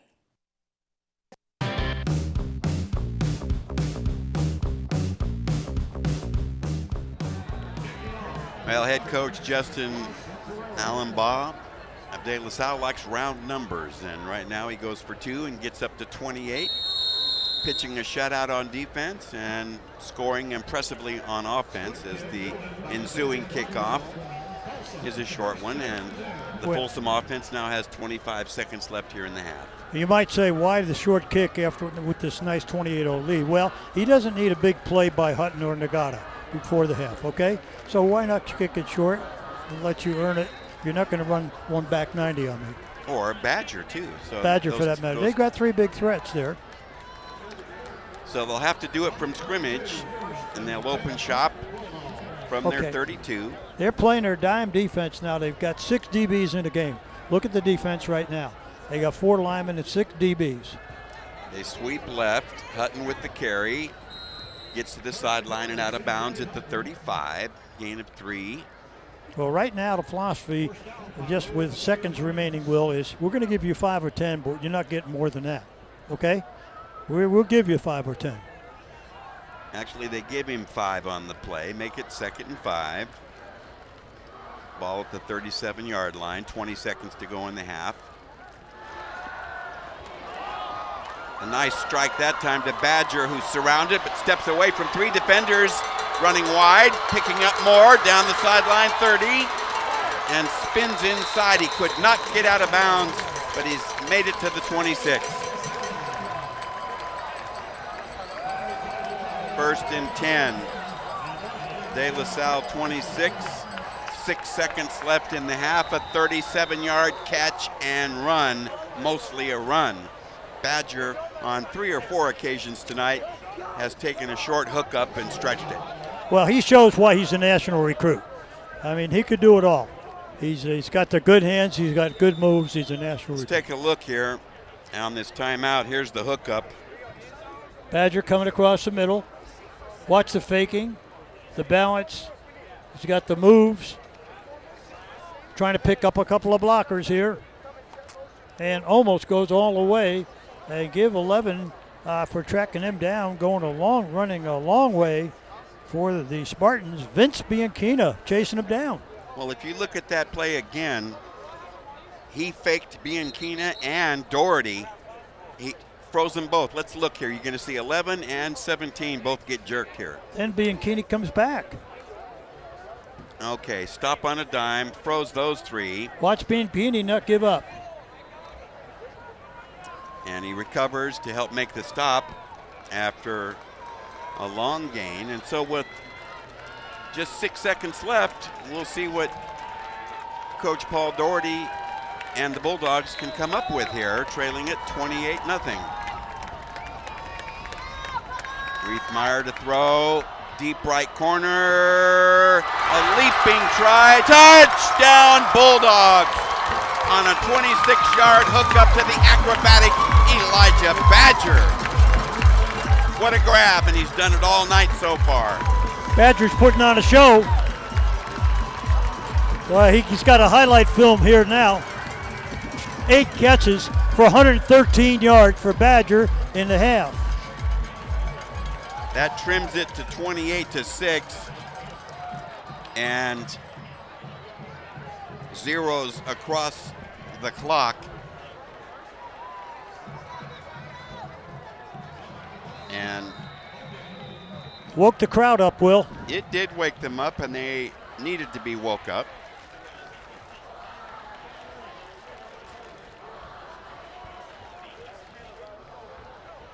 That was a superlative leaping grab, and as I just stated on the previous play, he's done that all night. Let's take a look at the score Let's see the scoring play here. Riethmeyer back to pass. Pretty good protection. Lets it go to the corner. Watch. Oh, yes. I'll tell you, Hearns tried to defend him, but Badger using his height and catching the ball at its highest, using the field and position. He looked like he was going to get in position for a rebound. He's a big receiver, and that time 11 for 16 for Riethmeyer. That time he got position on Hearns and got him off balance and took advantage of it. Watch him use his body nice slow here. motion here. A little bit of bump, and he couldn't recover. On the PAT, spotted, booted, and got it. We have played halfway here at Prairie City Stadium on the campus of Folsom High School. And the Bulldogs go to the locker room with some momentum, having been shut out 28-0 until the final 6 seconds of this half. Hopefully that gives them some spark. We shall see, but that is precisely what they needed at this time to. Let's turn our attention to Lauren Goodman. What you got, Goody? Well, Coach, it seems like that came right on time for you. You see a matchup between Badger right now that's giving you an advantage? No, not a matchup really. I mean, they're just kind of playing their game. Five's a good player. We got to make an effort to get him the ball. I think we've done a pretty good job in protection to get him the ball. He's, I don't know if he's the best player out there, but for us right now, he's really got a lot of momentum. And, 2 huge plays, got a shot at the end of the half. We really needed that one. Coach, what adjustment needs to immediately happen for you guys to get back in this role? Gosh, same thing we talk about every day. It's about us, right? I mean, that's a great football team, and we all know that. But for us, it's always about us, and we got to play better. We turned the ball over. We got a penalty. We dropped one early on a fumble. We thought we had a touchdown shot. Defense is playing lights out, so, I mean, that's good, and that's the same thing we need on offense. Just got to play better on us. It's not about them. We'll make that adjustment by playing better. Good luck in the second half, Coach. Will. Thanks, Goody. Well, you heard it from Paul Doherty, and he got himself a TD there to generate some momentum going to the locker room. Let's see if they can come out of the locker room with that momentum. Well, he needs to. He gave up a big lead here, and certainly that woke up the crowd, got the crowd back into the game. De La Salle had taken the crowd out of the game with those TDs and monopolizing the clock in the run game. They've got 200-plus yards on the ground right now and using up the clock beside. And they had a lot of heat. He's got to throw the quick passes like he did there and get the ball out early because they're putting the heat on him. And right now, they're not respecting any run game out of Folsom, so they're going to defend the pass. 28-7 at the half. De La Salle in charge. We're going to take a little break, but encourage you to stay with us because we got more to come here on our halftime. All right.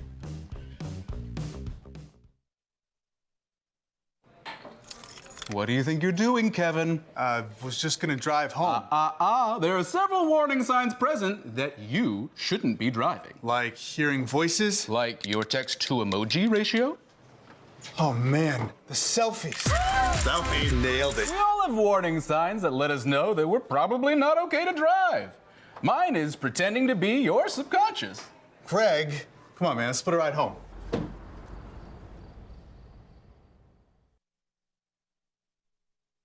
Hi, I'm Lourdes Stefan, host of Univision's Salle Pimienta. Cancer doesn't just change the way you feel, it changes the way you look. From losing your hair, even your eyebrows, to changes in your skin and nails, cancer treatment can rob you of your confidence and self-esteem. But Look Good, Feel Better changes all that. More than 800,000 women have learned how to address the appearing side effects of cancer treatment through our workshops. Visit lookgoodfeelbetter.org to find a free workshop near you. Let Look Good, Feel Better help you feel like you again. They'll test you. Try to break your will. But however loud the loudness gets, however many cheese puffs may fly, you're the driver, the one in control. Stand firm. Just wait. And move only when you hear the click that says they're buckled in for the drive. Never give up till they buckle up.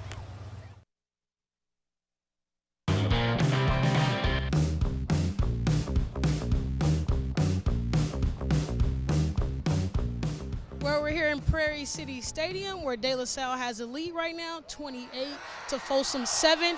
And I'm here with Bob Ladouceur, the legend himself. Coach, how are you enjoying the game tonight? It's a great game. I mean, I thought we were going to put them away if we put one more up before half, but they climbed right back into it on that last play of the half. And, you know, these guys, Folsom's got some great players on their team. I'm really kind of curious how this is going to play out in the second half. Well, Coach, you kind of have stepped down now. You're not the head coach anymore, and Alabama is here. How do you feel about his transition since you've been stepped down? He's great. I mean, a lot of landscape has changed on the high school front, especially down south. So, you know, you start playing teams down there, you kind of get overmatched a lot. But, you know, he gets the most out of his guys. I can't see any difference in what he's doing from what I did. And, you know, he coached with me for 10 years and played for me, and he just does a fantastic job. He's got a lot of energy, and he not micromanages, but he manages things really well, which I couldn't do that well. So I'm thrilled that he's heading our program right now. And last week we got an opportunity to come up there and visit you guys at De La Salle. Kind of got to see the legend in his back door. Being one of the most winning coaches in California, how do you feel that your mark on football has impacted your life and then the culture at De La Salle? You know, I've been thinking about that. I'm 65 now, and you know, looking back, I think I ended up where I should be and where I should have been, working with kids and being a teacher and a coach, and I have no regrets. I never got rich off of it, but, you know, I really enjoyed my life there at the school and my, you know, working with all those kids. And, you know, I really, you know, I'm happy about it. I'm happy with how I finished, and I'm happy to be up here watching these guys carry on, too. Thank you, Coach, for sharing a little bit of time with me. Thank you. Will. Okay, thank you, Goody. Lad the legend, Coach Domino. Your squad played against him years ago when you had an excellent El Camino ball club, but fine Christian gentleman, a whale of a coach, and I know you appreciate all the attributes that he reflects, including a winning streak of 151 consecutive and national record. Over a 12-year period. Coach Ladd was a terrific coach. I mean, no question about it. We'll be right back for more of Access Sacramento's Hometown Sports Game of the Week.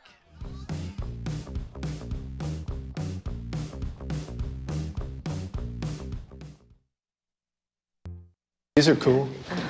Did you, what did you?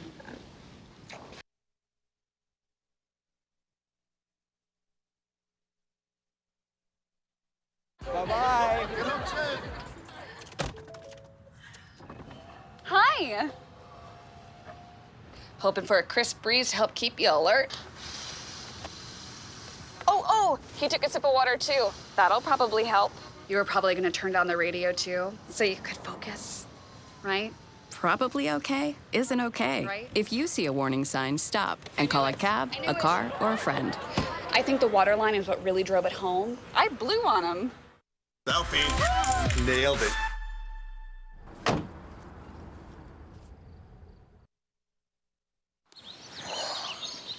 Staring contest. You still got it. I know. Come alive with the forest. Visit discovertheforest.org to find a forest near you. Here's something we bet you didn't know. Nearly half of all cancers can be prevented. That's right, half. Nearly 50%, mostly by making small everyday changes in your diet and controlling your weight, walking more, eating less, and eating foods that help you and your family to seriously reduce the risk of cancer. And of course, by not smoking. Visit the Cancer Prevention Together We Can website and get a free 30-day planner filled with tips, recipes, stats, and more about protecting your family. Go to prevent50.org.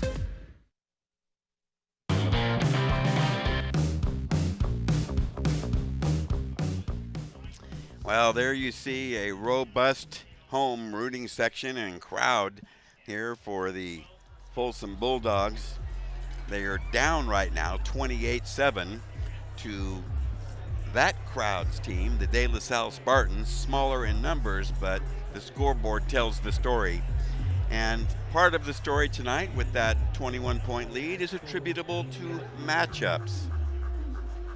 This one, De La Salle and Folsom, starting to come together as a rivalry. This is their fourth meeting, Coach.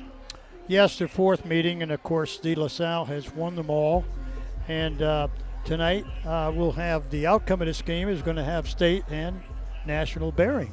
And the winner's going to move up, and the loser will move down a notch. But they still will remain some of the, with the top teams in the state as well as in the nation. Year in, year out, both these schools, particularly De La Salle, over the last 25, 30 years has always been, if not the top 10, the top 20 in the nation. And with these new big schools down south now, like Mater Dei and Bishop Vermont and Don Bosco and all those schools, those private schools below have come into their own as well. And certainly that's become a haven for the college scouts coming here into California.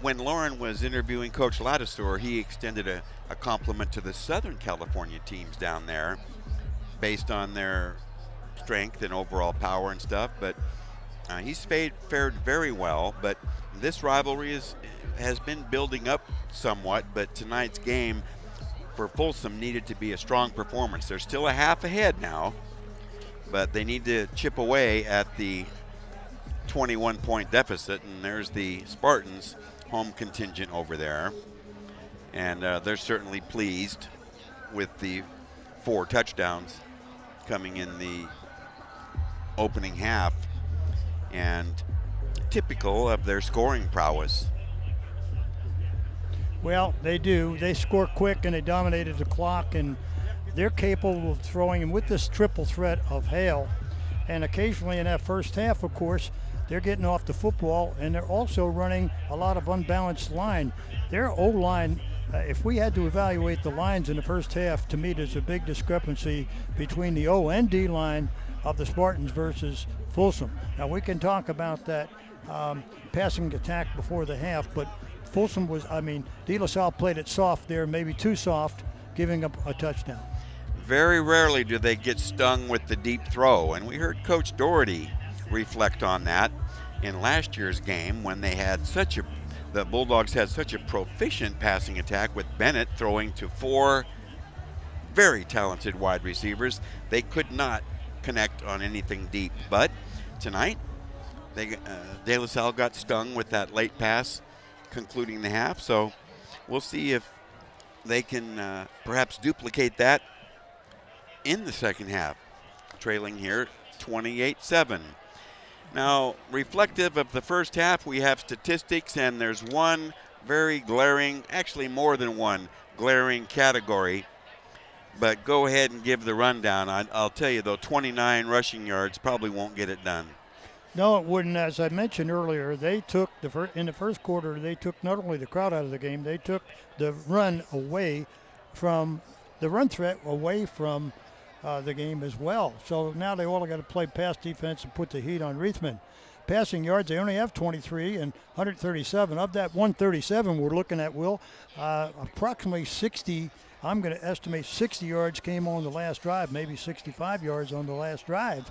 So the total offense, 166 to 214. First downs, quite lopsided. Penalties, rarely does De La Salle make the mistake of getting penalized. There you see that turnover's one turnover that was hurt.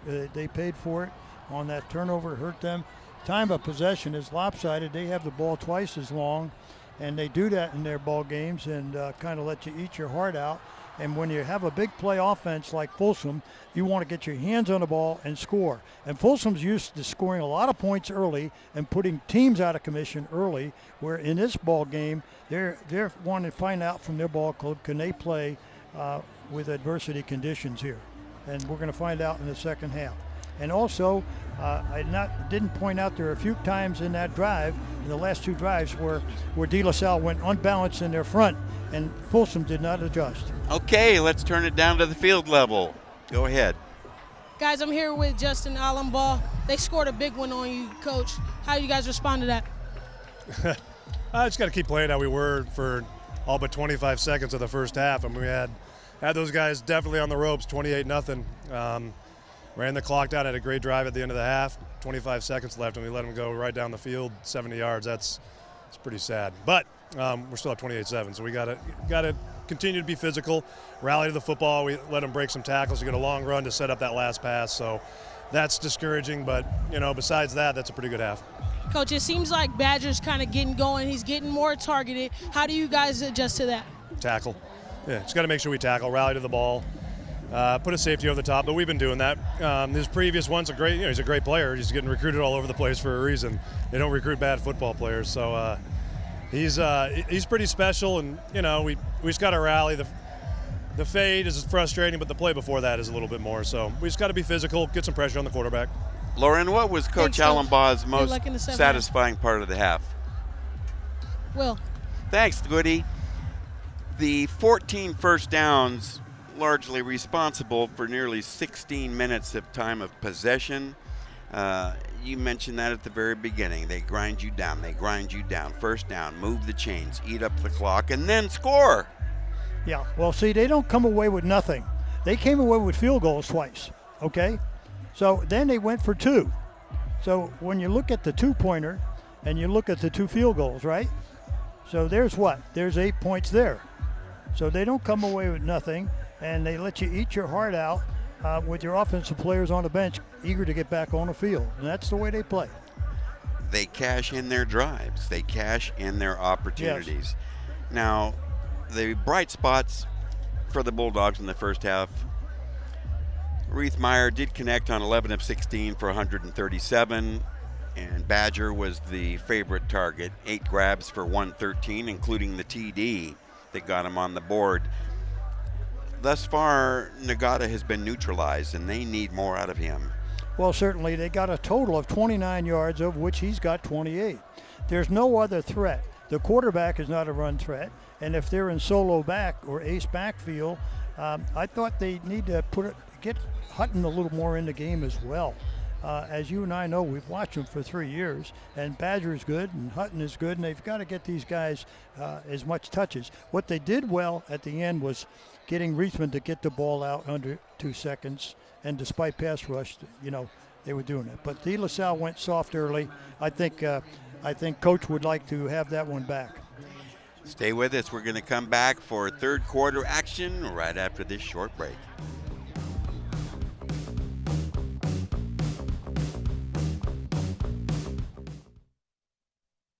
Hi, I'm Lourdes Stefan, host of Univision's Salle Pimienta.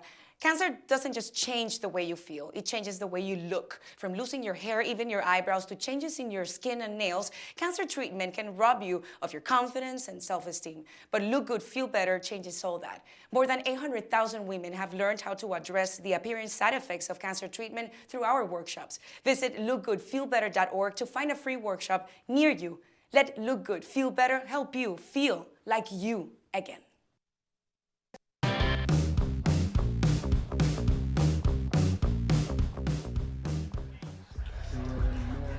There you see the numbers. De La Salle up 28-7, but the Bulldogs broke a 28-0 drought with that late TD. And here we go to open second half action, beginning the third quarter. Folsom will receive the football, and we'll see here if the halftime discussion has led to any significant changes in their offensive game plan. Well, again, with Folsom getting the football, I think they've got a sharp. They can't self-destruct. They've had 45 yards of penalties, and they've got to keep Reithman under control, do a better job protecting him up front. And the challenge of Christierson and Springer, Kazani, McMahon, and Sorensen is going to be big, because right now in the first half, they've lost that battle to Tiafano, Tassi, Rowe, and Crespi.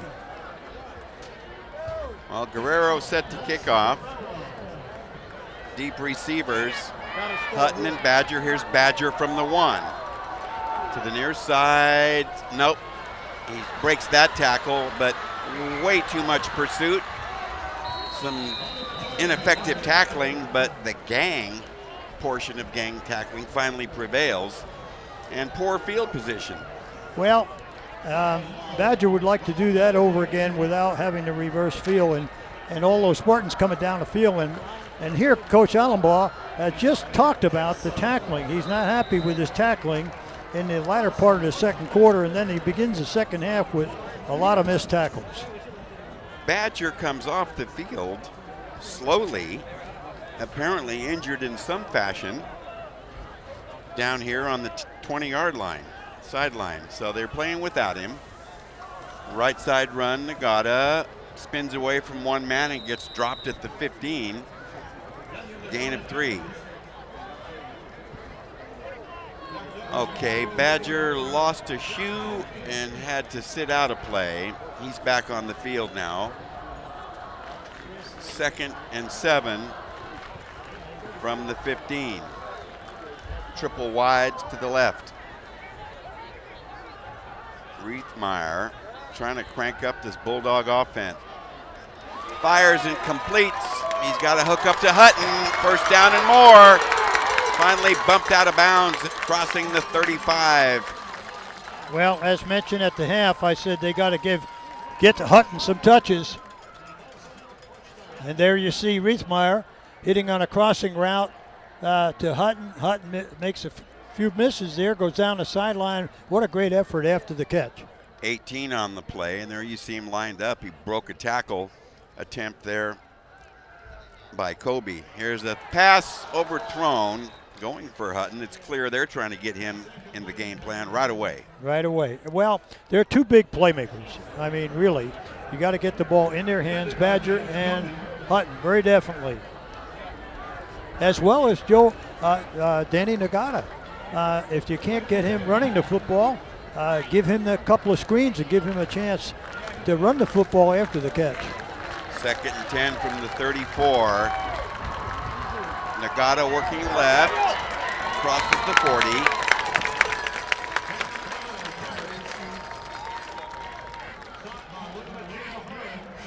Well, it looks like that last touchdown has put a little energy into the Bulldogs, and they're playing with a lot more energy and more fire right now. 3rd and 1 after a 9-yard run. They change the play, and you see they're dropping 7. The Spartans in that 4-man front dropping 7, looked like zone or man under. Double wideouts left and right. Play fake, he fires on the run, and he's got another hookup. Hutton battling, but cannot get away. Well, good job by 17. Doherty was all over him, and then he got some help. They're shy of a first, make it 3rd and 1. Well, the crowd didn't like that, the spot by the officials. Did not like the spot. Correction, is it 4th? 4th and 1. 4th and 1. Closer to 4th and 2. Let's see what happens. He keeps it, slips away, and has a first down and plenty more. He's finally drilled hard and knocked back on a hit by Lee, but it's a first down. Riethmeyer ran hard there. You know, he's not known for his running, but I'll tell you what, real effort. Watch him in this play. He fakes inside and gets out there running hard. He picked up a couple of yards after. On first down, he fires on the run low, bobbled but caught by Badger. Gets away from the first tackler and finally swarmed under, but drags a few guys and gets additional yardage. He has been tough to bring down tonight. I am very impressed with that because he picked up about 6, and actually when he first got the ball, you're lucky he picked up 3. He ran another 4 yards after with contact. Very impressive. Gain of 6, 2nd and 4 from the 44 into De La Salle territory. Triple wide to the left. Pass, pass, pass. Riethmeyer has time, looks, fires, incomplete. Well, that time going for his wide receiver Wolf, and that'll bring up a 2nd down. Correction, 3rd down. He had, wow, Hutton was sitting there wide open in front of the De La Salle bench. Vision is everything. 3rd and 4 from the 44 off the right hash mark. Yeah, well, I saw open receivers. He forced the ball. Screen is on. Hutton's got it. Look out. Wow, a nice submarine tackle job that time. Or that would have gone even further. Move the chains, first down. Gain of 9 on the play, and here's another look at it. There's that quick screen inside. Bianchina with the low tackle. 1st and 10 from the 35. Going upstairs again, over the middle. It's a grab by Badger. He's loose. Getting away from another tackler before being dragged down. Might have lost a couple on that, trying to get free. Well, I think they'll give him a good spot. Doherty had him around the ankles, but needed help to bring him down. They're going to call it a 6-yard pickup. Make it 2nd and 4 from the 29. Gain of 6. Badger, Badger, Badger. Okay. Double wide left and double wide right. 8:10 to go. Clock rolling here in the 3rd. Short hookup. That's complete. So they're nickel and diming now. Well, we said that's what they got to do. Nagata with that catch. They're running a lot of stop routes. They're running crossing routes. They're running quick hitches. Well, it's clear he's not at full capacity. That was apparent earlier in the week. And he's going to come out of the ball game with a noticeable limp. And this is going to be a penalty, I believe, against the Bulldogs. I missed what happened to the helmet. Here. They move him back. 2nd and 9 from the 34.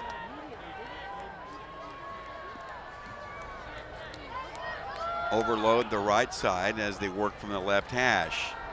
Riethmeyer fires. Incomplete, and a flag flies as he was going for his tight end, Jaden Meneghetti, and apparently pass interference.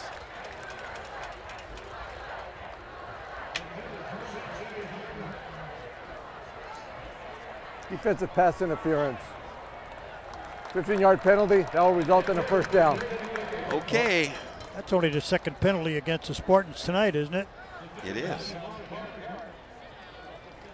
So the walk-off is going to set up the Bulldogs beautifully. And Coach Allenbaugh, with his comments at halftime with Lauren Goodman about wasting an opportunity to go to the locker room up 28, is now possibly envisioning having his lead trimmed to 14 should the Bulldogs get in. Over the middle, got a man there. Touchdown Bulldogs on the next play to Badger. Well, what a big night for Badger. But Riethmeyer's getting protection. He's getting protection and he threw a strike. Will, no pressure. 20-13. Nearing midway 3rd. Bulldogs biting their way back in at spot. Boot. And got it. And here's a look at the aerial connection from Riethmeyer to Badger on the money, on the slant. We'll be right back for more.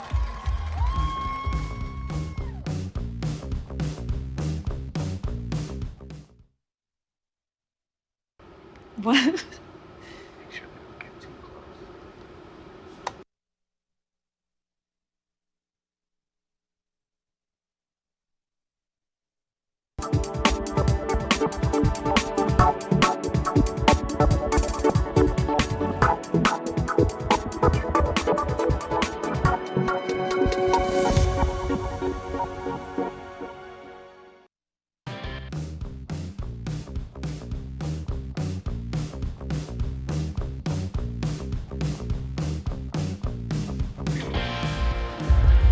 Well, we got the makings of a new ball game. The Folsom Bulldogs down the field handily in that drive, 6 out of 8 for Riethmeyer for 58 yards on that drive. The entire drive took 11 plays, covering 88 cashed in on the scoring connection to Badger. Here's the kickoff to the goal line, and he's going to come out with it. Kobe straight ahead, crosses the 25 to about the 28, and that's where De La Salle will set up shop. We'll see what the Bulldog defense, if they can handle their side of the load. Well, this is right now we've got ourselves a ball game here, and let's see how the De La Salle Spartans respond after giving up 2 touchdowns, one before the half and one where they saw 7 minutes go by without them touching the ball. Backs are split. Turn and give. Kobe to the near side, changes direction and gets out of bounds, crossing the 35. Very nice gain on first down. That play was designed to go up the middle. A penalty marker down, and it's going to be an apparent walk-off against the Spartans. Kobe out.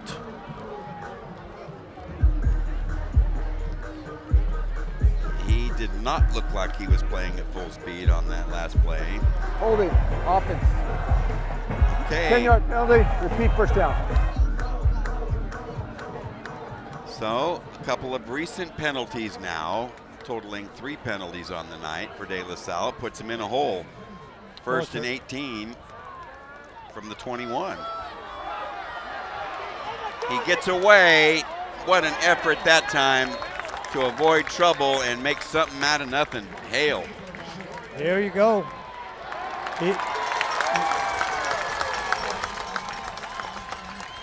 Check him out. Well, he was trapped right there, but a penalty marker was dropped. Offense. And Big Lynch. 10-yard penalty, repeat first down. -10, back-to-back penalties negate that play, and it shoves De La Salle deeper into the hole. Well, they've been penalized here 40 yards in the last 3 plays. 1st and 28 from their 11. Triple wide to the right. Passing down, he fires short, incomplete. That play broke down from the beginning, and Hearns had no chance to catch that. No, he's nowhere for him to go. It was a badly thrown pass on top of it.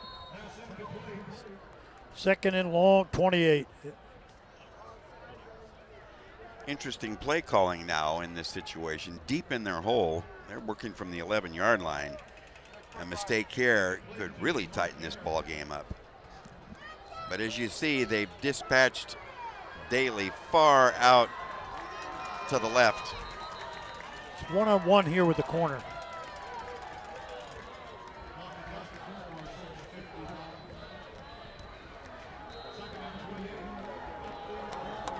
He's working on Caleb Higgins out there. Let's see if they go to him. No. And another penalty flies.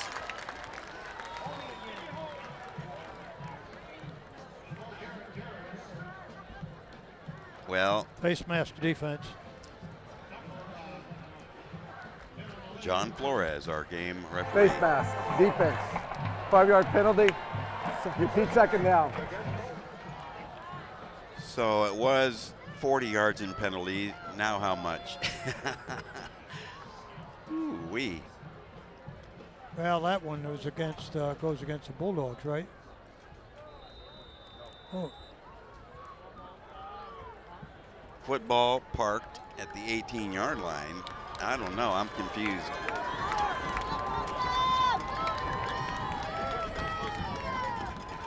Okay, he wants to throw deep. Comes to the near side. Incomplete. It was underthrown toward Daly. Coverage out there applied by Caleb Higgins, and he was getting some safety help from Austin McMillan. Yeah, he had McMillan. He had help with McMillan over the top. The safety and corner did a good job with him, Higgins. But the ball wasn't thrown that well. I think De La Salle has got to go more to. They're going to throw a short passing game. Right now, Folsom's doing a better job controlling the run.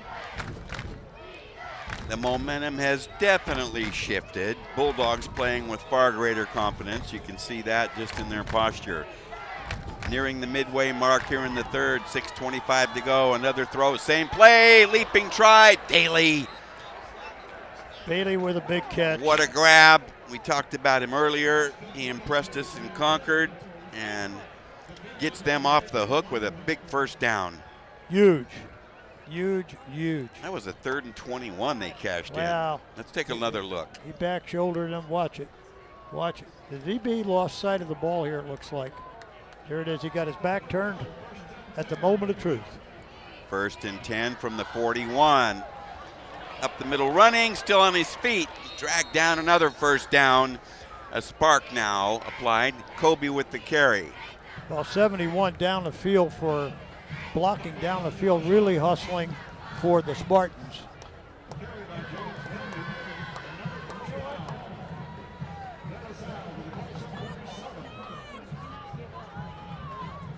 $12 yards on the run by Kobe. 1st and 10 now. The Spartans working from the Folsom 47 at the 6-minute mark, mid-third.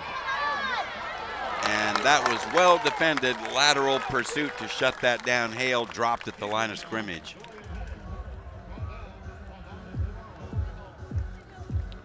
Well, great coverage in there. That's not a great decision by keeping the ball because he got caught in nose man. A good job by the Folsom defenders. He didn't pitch the ball and he didn't give to the dive. Leading tackler Dylan Richard with the stop. They give him 1 on the play, make it 2nd and 9 from the 46. Oh, a line surge by the defense. Let's see.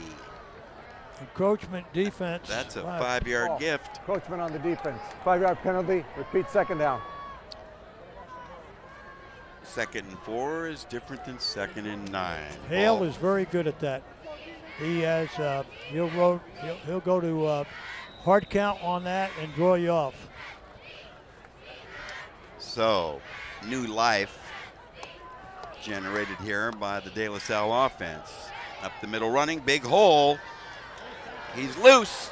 Dropped finally inside the 25-yard line. Kobe back to back. Simple dive play. And we look at this get off by the front line.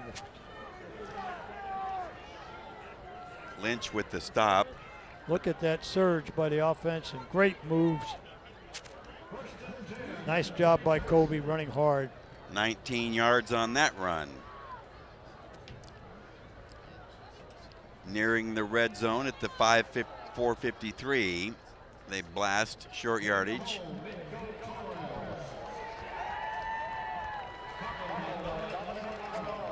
So Torres with the carry. Torres has got a great average per carry. Nico Torres coming into this game with 2 touchdowns, 129 yards. Runs hard. Give him 4, 2nd and 6 from the 18-yard line. Torres still in the ball game. Well, unbalanced line. Let's see what Folsom does here. Now they shift back. Daly to the left. They run it up the middle as Garrett dropped. Now, occasionally in that first half, De La Salle went to the unbalanced front on the offense, and Folsom made no adjustment. Strictly a dive handoff.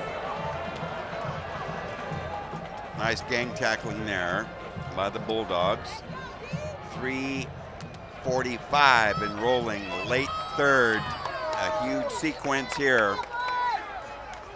Garrett and Torres in the backfield. This is Garrett, and he's dropped at about the 11 or 12. He's close to a first. He may have made the 3. Let's see where they spot. That's a first down. Well, they responded thus far to that first touchdown of the Bulldogs, and they have controlled the second portion of this quarter. It's a 1st and 10 football resting at the Bulldog 11. Major challenge here for the Folsom defense. 13th play of the drive. Turn and give. Big hole off the right angle. Garrett spun down at about the 2. Oh, they run that counter dive beautiful. I mean, it's a thing of beauty. They execute that. Garrett, watch this blocking here. They pull 2 linemen there up the hole, counter dive. It brings up a 2nd and 2. The football resting at the Folsom 3 moment of decision here. Tight formation. Quarterback sneak. And touchdown Spartans. Hale sneaks it home for the Spartans, and they're back on the board. Notice his hesitation now. Each time he goes in for a touchdown, he waits here before you get set. We see a replay. He goes into that with a lot of momentum at the snap. So Guerrero lines up for another PAT attempt. Spotted clean by Odell, and he chips it home. Let's take another look at Hale's TD. And he gets just enough over the goal line. We'll be right back for more of the Hometown Sports Game of the Week.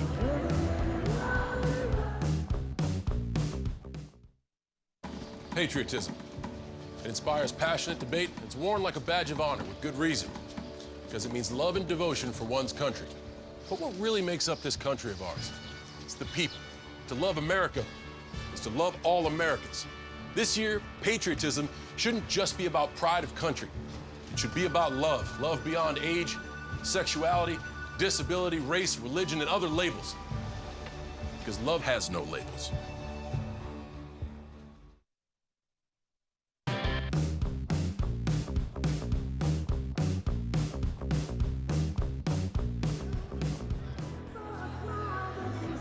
Well, the Spartans answered the call and answered the Folsom TD with one of their own, recovering from a 1st and 28 from their 11 after those back-to-back penalties. Well, that's an excellent drive. 5 minutes on the clock, 71 yards, 15 plays. Wow, the kickoff glides over Badger's head into the end zone for a touchback. And the Bulldogs will open at their own 20. That's a typical Spartan drive, Will. That's a long drive. 15 plays covering 71 in better than 5 minutes. So we're at the 2.5 minute mark, late third. The De La Salle lead stretched back now, resting at 35-14. Now we got to see if the Bulldogs will respond. This is very important to the morale of your ball club. When you give up a touchdown, how you respond. Reithmeyer had a very good drive for the Bulldogs' second TD. He needs to duplicate that. Look at the line splits. They spread that line right across the board. 5 linebackers. Motion shown by Badger. They throw to him in the flat. Covered up pretty well after he was able to get ahead just for a few. 4 Spartans were in on that tackle. Well, I've got unofficially Badger with approximately 11, 12 touches. And that's a lot for a wide receiver, having a huge night. And you can see again, he's a hot recruit. Gain of 3, 2nd and 7. They run left. And they're shy of a first, but another pretty good bite there on the play by Nagata, who's clearly operating at less than full capacity and will perhaps need assistance coming off the field. He will definitely need help. I'm very sorry to see that.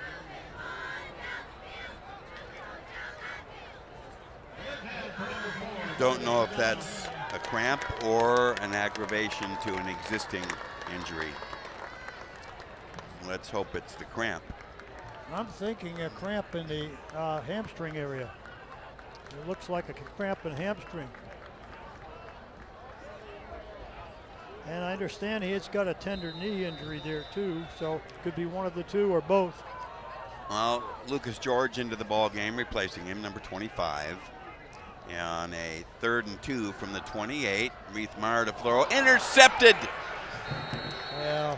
He stepped right in front. Nice awareness and defensive play by Charles McAdoo. Excellent. And that places the Bulldogs in some real trouble. Very definitely. They took that nice drop. Look at the drop here by De La Salle. That was not open. Not open at all. He should have thrown the ball away. They had excellent coverage underneath. Clayton was the intended receiver. There were two defenders there. Kobe was right behind McAdoo on the play. 1st and 10 now from the 33. Let's see what they do after the turnover. Nice stuff right there on the give to Kobe. Second turnover of the game. An earlier fumble by Badger after a catch and run, and now the interception by McAdoo. Nico Torres in the game. He runs hard for the Spartans. A good all-round back.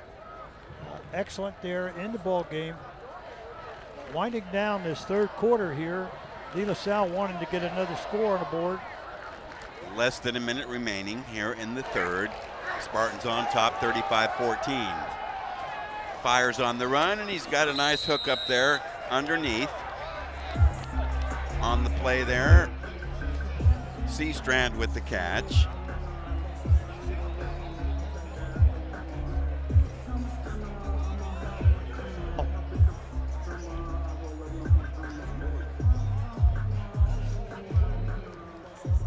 So the football parked at the 22 after the first down catch by Seastrand. 1st and 10 after the gain of 10.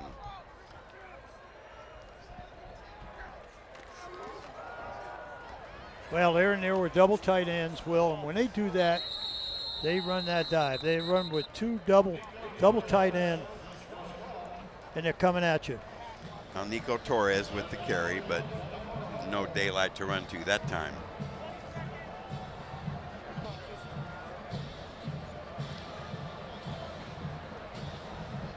They give him a gain of 3, make it 2nd and 7 from the 19-yard line. 12 seconds, 10 seconds, and we have seen the final play of the third quarter with De La Salle on top, 35-14.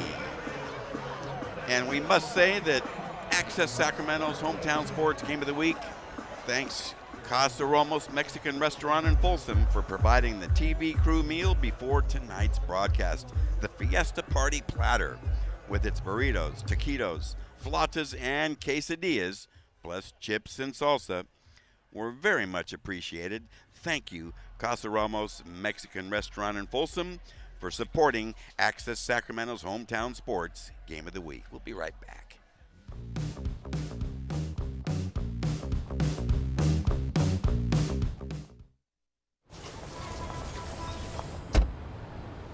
Na na na na na, I love you so. I love you, I love you. La la la la, la la la la la la la. We're here. Yay! It's a short drive from your neighborhood to your naturehood. To find a neighborhood park or green space near you, visit discovertheforest.org.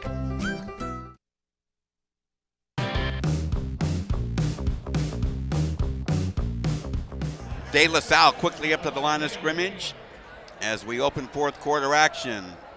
They run the football short yardage. Let's check in with Lauren Goodman. She has an update for us.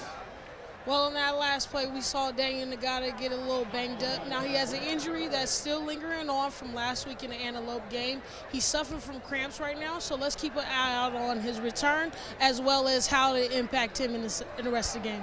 Will. Thanks, Goody. Gain of a couple, 3rd and 5. Football at the 17-yard line. De La Salle trying to go for the jugular here. After some hard running, finally, Kobe shoved back, but it's enough for a first down. They moved the chains. Once again, Kobe getting a break. Remember, he's a two-way player. So when they put Torres in there, he's a good hard-nosed runner, but gives Kobe a break. Kobe and really his partner, Shamar Garrett, rarely get off the field. Gain of 7 on the play, 1st and 10 from the 10. Double tight, they're coming right at him. Daly to the right as a wide receiver. They run it though, and they run right into a brick wall. That was a nice defensive stop right there. Wong took that play head on and dropped him.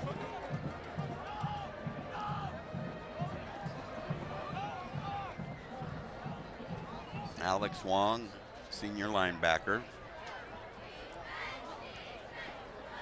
Well, he could pull it out and keep it on the option or the play fake and run a play action pass here. Double tight end. The option was wide open. That did not work. No, he didn't carry out his fake. The option was wide open. It's going to bring up a third down. We're just into the fourth quarter at the 10-minute mark, but De La Salle with a comfortable cushion of 35-14. Well, notice they're using maximum time, and even when they don't huddle, they're using 20 to 24 seconds of the play clock, and they're not in a hurry to snap the football. Precision football. 3rd and 8 from the 8. And multiple players shifting here. They got an unbalanced line here.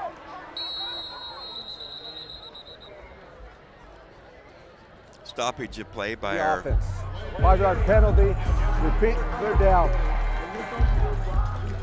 Well, I'm surprised they didn't call a timeout from the bench. I'm very surprised with that confusion on the shift. It's going to create a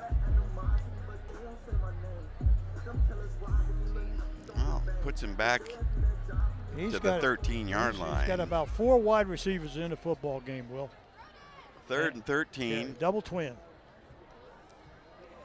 High snap. He's up to get it. They fake it to Garrett, and he keeps it himself to the goal line. Touchdown, Spartans, as Hale shows off his speed and smokes it from 13. When they went double twin wide, they play and use 7-on-7 football, and that was a great call. Of course, having a quarterback like Hale execute it. That does help, doesn't it? Yes. But I'll tell you this. They said, you know what? You're going to man up on our 2 wides. We're going to play a little 7-on-7 here. Well, he's getting a nice handshake there from his comrades along the sideline. High snap, chipped by Guerrero, and he's got another one at 9:19 of the 4th. De La Salle stretches out again, and here's how, courtesy of Mr. Hale. Look at him take off. We'll be right back for more of the Hometown Sports Game of the Week.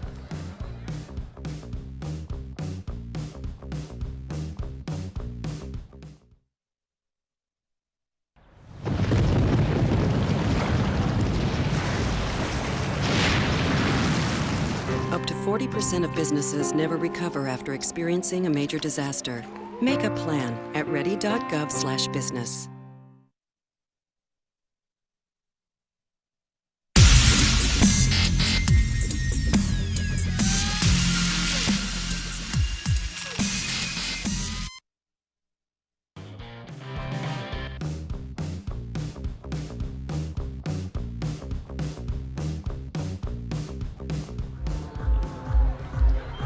Well, despite a few mistakes along the way by a penalty, De La Salle has done what they needed to do to create excellent insurance here, leading at 42-14 here in the 4th. That drive, here's the kickoff, and it's going to be a touchback. The drive covered 33 yards, 8 plays, and they soaked up better than 4 minutes to cash that in. So typical excellent precision football, orchestrated and engineered by Hale and head coach Alan Baum and staff. 1st and 10, Bulldogs from their 20. And they'll start this series with 9:18 remaining. Wow, 5 wide receivers. Low snap. Here's a quick flip to Hutton to avoid a sack, and it's going to be a short gain as he's out for a couple yards here across the 20-yard line.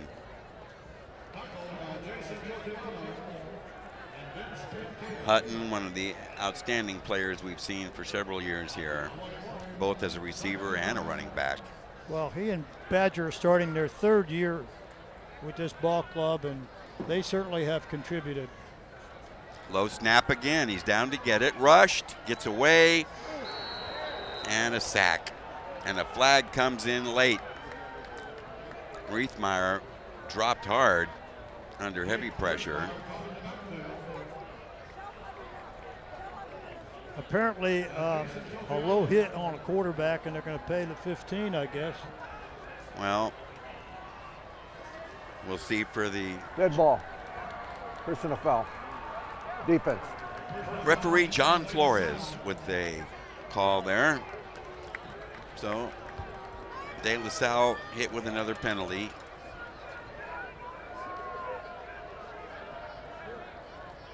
Major walk-off, and it creates a first down for the Bulldogs.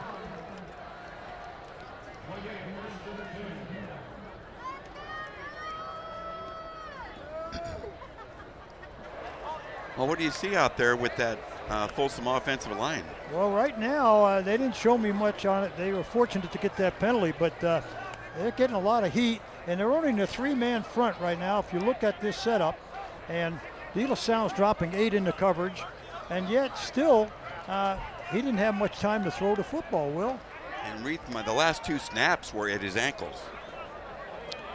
Yes, a bad snap, and they got 5 guys blocking 3. So they should be able to protect him. Let's take a look. Here's passing. He's rushed hard, gets away on a step up, chased, grabbed, gets rid of it. And was there a receiver out there? Don't know, but that was heavy pressure. Like you said, 5 blocking 3, and he was running for his life.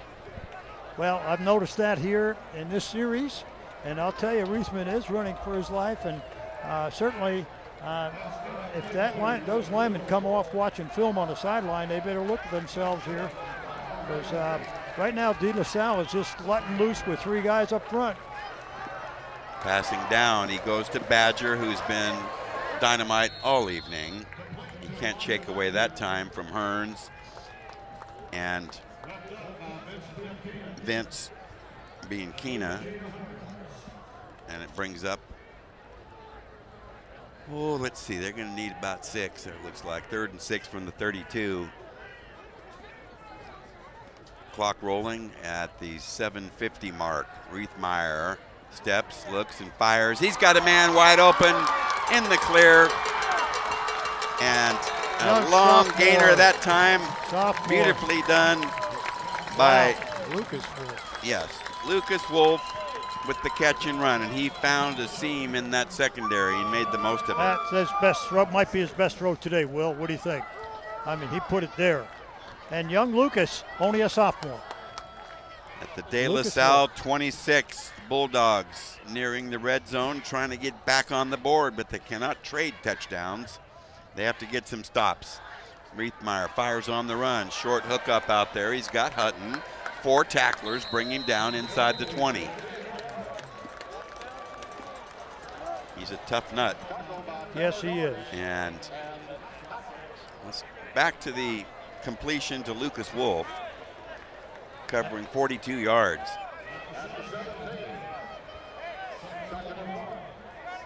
They tried to strip it, but he held tight. Nice job. 2nd and 1 from the 17. Fired to the end zone, leaping grab. Badger again, just shy of the goal line. What hands and what extraordinary acrobatic skills. Wow, he is something. He's putting on a show here tonight. Let's look at this again. Riethmeyer with time to throw, throws a dart, and look at him get up in the air. I'll tell you that. 1st and goal from the 2. Bulldogs showing some bite here in the late going, trailing all night, and a whistle's going to kill this play. Little Dan Nagata back in the ball game, despite having some cramps and little knee problems. Back in the ball game.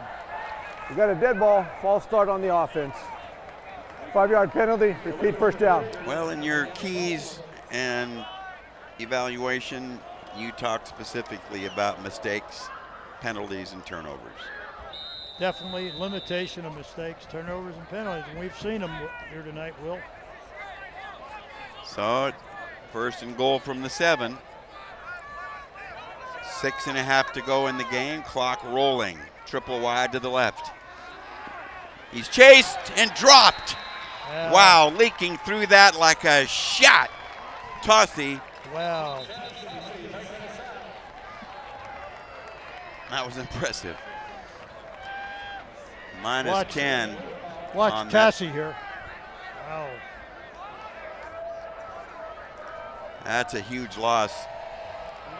They lose 10, and after the 5-yard penalty, they're looking now at a 2nd and 16, getting backed up.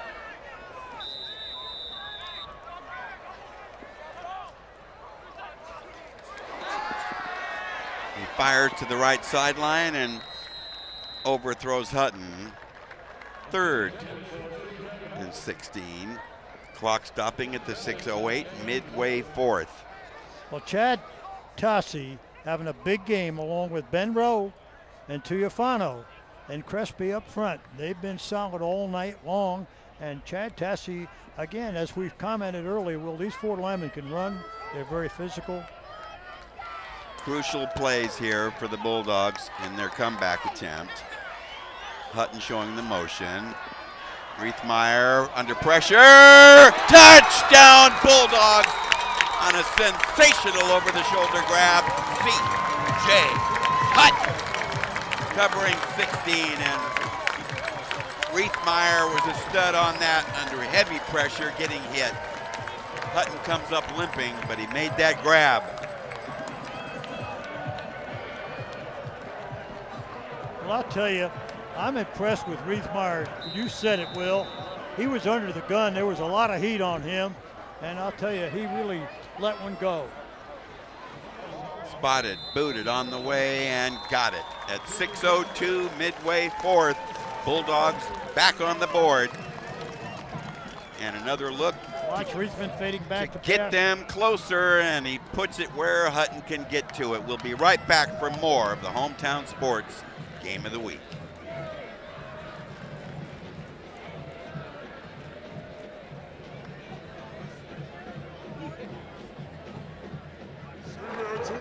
Light breezes giving way to clouds in the afternoon. We could see some light precipitation to moderate precipitation later on, followed by powerful storm-like conditions. 90 miles per hour winds are expected.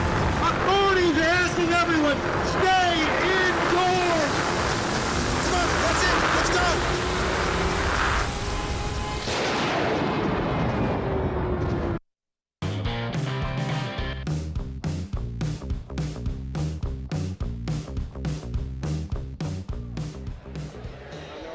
C.J. Hutton with 3 grabs for 26 yards on that scoring drive, including this aerial connection from Riethmeyer. Well, Folsom with 10 plays. Nice grab there. So here's the kickoff. They squib it and try for the onside. Can they get to it? There's a scramble at the 30-yard line right in front of the Bulldog bench. They think they have it. But was he out of bounds? That was not out of bounds. That's a horrible call. They called him out of bounds. Let's see. Oh, got a little officials conference here. It's a secret. Yeah, I think the ball went out of bounds, inbounds. And the question is, where did they touch it out of bounds? Well, let's see about the ruling. Here's the call. There is no flag. And a recovery by the Bulldogs. Spartans not very alert on that situation. Should have been looking for it. Well, I would think so. Folsom coming off 10 play, 3 minutes, 17 seconds, and 80 yards on that drive. They're responding. Both these ball clubs respond to adversity. Bulldogs set up beautifully now. Still half of this quarter to be played. And they've got the pill at the 30-yard line. So they deploy 3 wide receivers to the right, working off the left hash. Split backs behind Riethmeyer. They could sure use something out of Nagata in this drive. Back to throw, a bullet, incomplete, and he got dropped as he let the ball go. He's got 80 open early, and Lucas Wolf is wide open on the outside. It looked like they were within 3 yards of each other on that route. So it brings up 2nd and 10. They're ready to go from the 30. Riethmeyer stringing the play out and works to the sideline for a pretty good gain. Clock stopping as he makes the 25-yard line. A good 5-yard pickup. Well, he'd had more than that. He was trying to still throw, keep behind the line of scrimmage.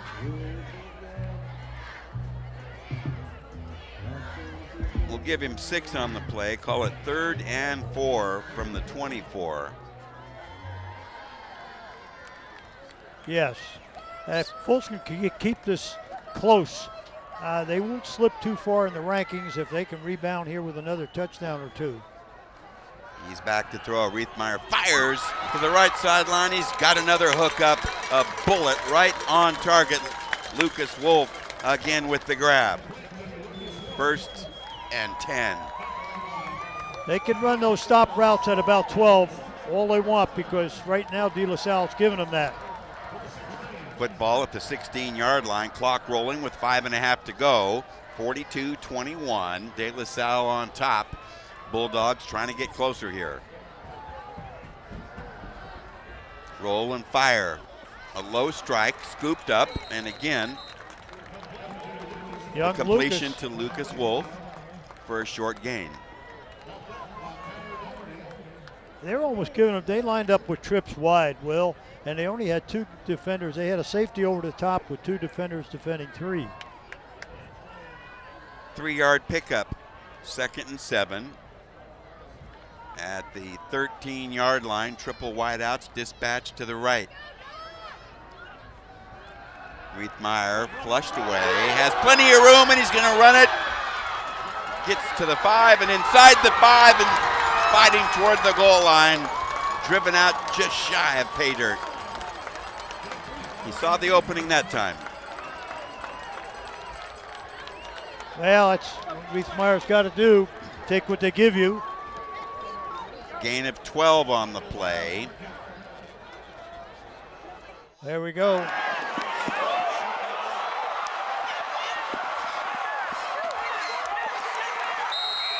To the 1. Excellent audio replay, guys. Nice work. Banging on the door. Nagata. Touchdown, Bulldogs. Danielle Nagata from the 1. And the Bulldogs convert after the recovered onside kick. Gives them a short field from 30 yards out, and they take it home. 42-27. And they're going for the PAT with 4:34. They do not. A fumble and a pick up and run, but that'll be blown dead, so they do not convert.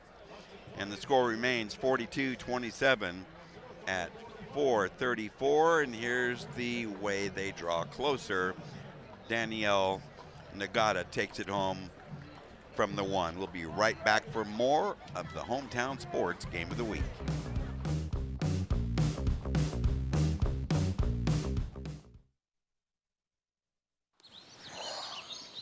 Staring contest. You still got it. I know. Come alive with the forest. Visit discovertheforest.org to find a forest near you. These are cool. Did you, what did you?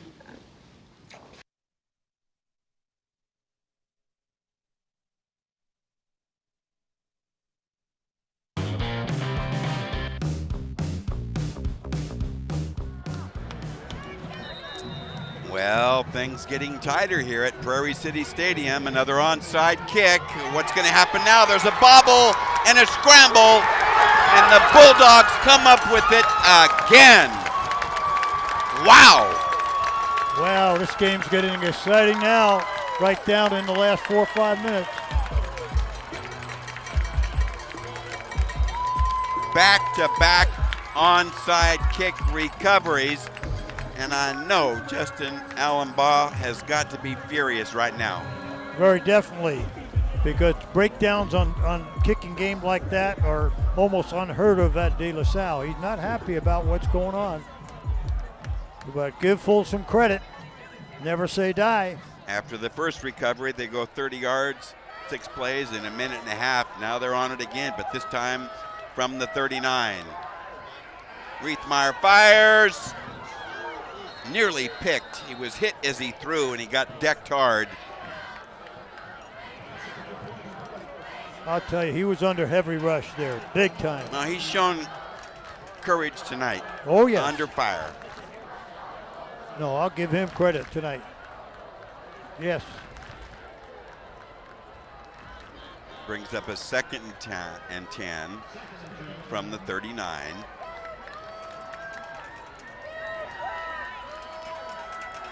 Rushed hard, sets up a little screen, and Nagata, a burst, gets into the 25, and a first down.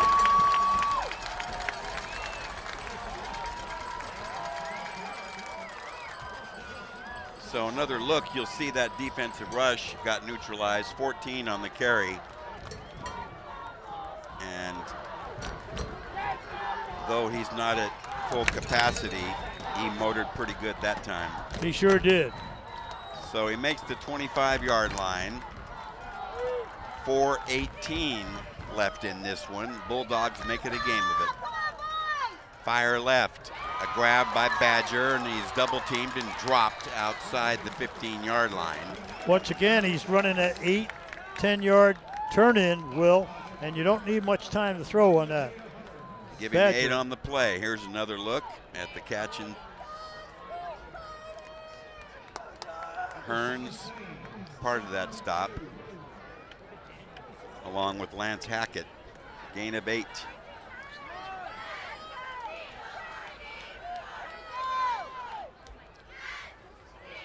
They run left. Hutton, very tough, powers up and has a first down. Well, they're running to the near sideline, Will, because now they have the opportunity to get out of bounds, okay? So they don't need to run wide. Well, it's clear he's hurting too, holding that hip. We saw him limp off earlier, even before that great catch he made in the end zone, but apparently a penalty is going to wipe out that effort.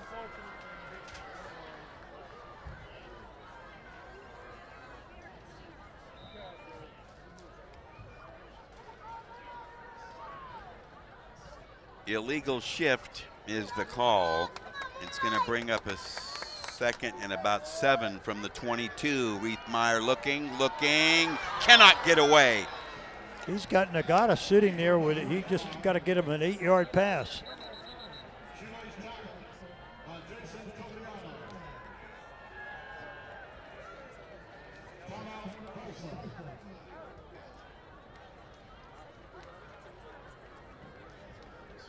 Timeout on the field. It comes at the 3:27.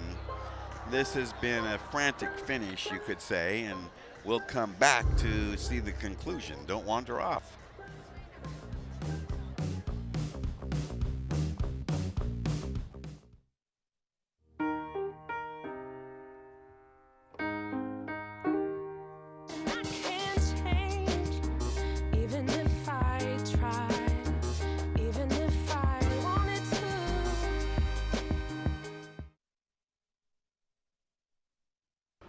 What?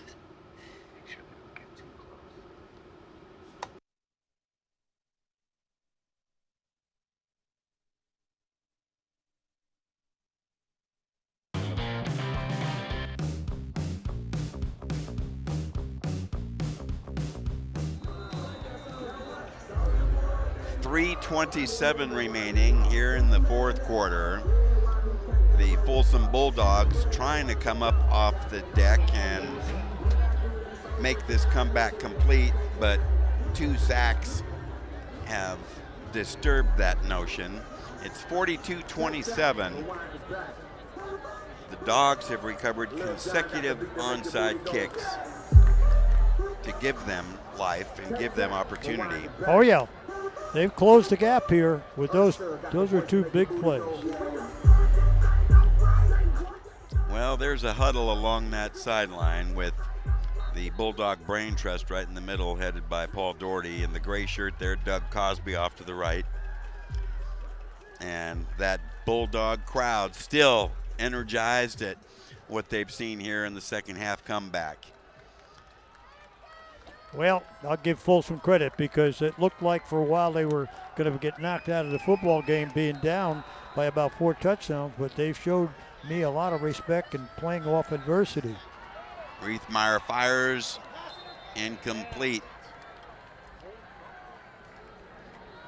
Well, it's going to bring up a 4th down.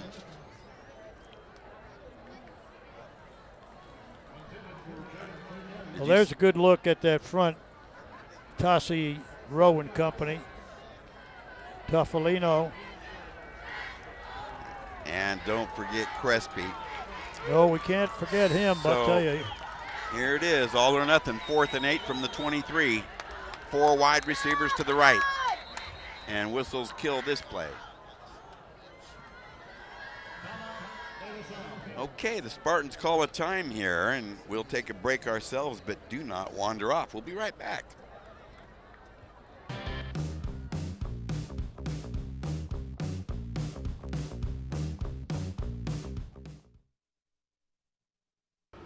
What?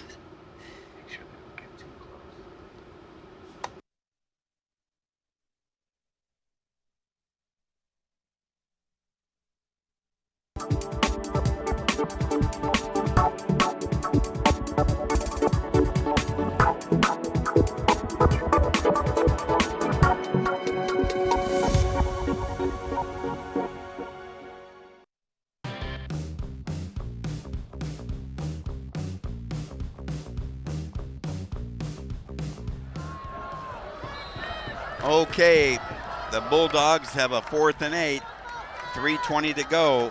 They need a couple of touchdowns. Man. Screen is on.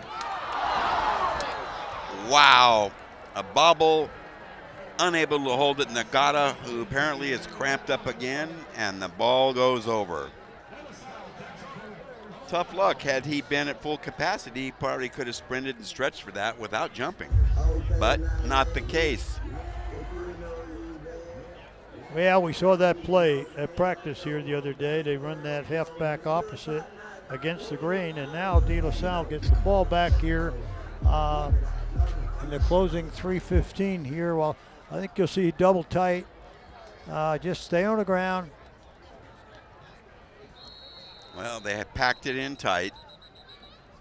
Garrett has the carry, and he barges forward and has a pretty good bite on 1st down, and there you see Nagata being attended to by the training staff, his right calf.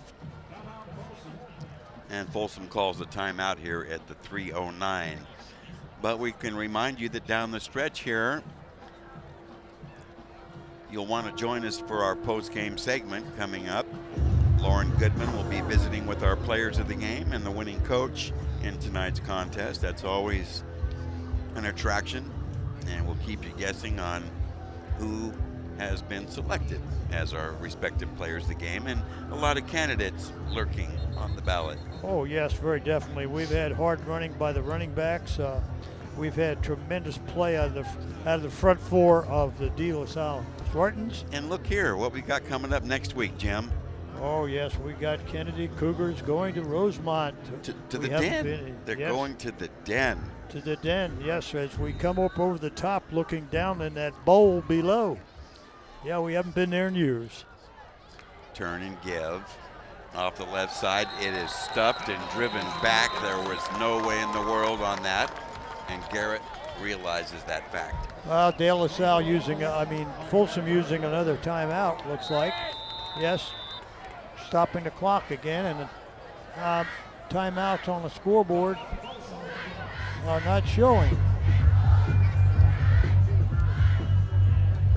Well, it's going to bring up 3rd and 7, the football at the 26. That's rather unimportant at this stage. 3:04 left. And as you say, the Bulldog coaching staff milking it, spending timeouts now to prevent the clock running out. Well, it could be their last timeout. I haven't charted it, but I'm thinking like that could have been their 3rd timeout. Now, De La Salle, I don't think is going to gamble normal 3rd and 7, and with this type of lead, I don't think they're going to gamble, even though they got a 15-point lead here. But Folsom's got to be careful not to give up a big play right here if they want to get a chance to get the ball back. Well, here it is, 3rd and 7. Split backs, tight formation. They run it, and then that's not going to get it done. Stop shy of the 30, gain of a few. It's going to bring up 4th and. Well, there's a penalty. There's a flag being thrown there, and I don't know what's going on. It appeared like. Well, John Flores will tell us.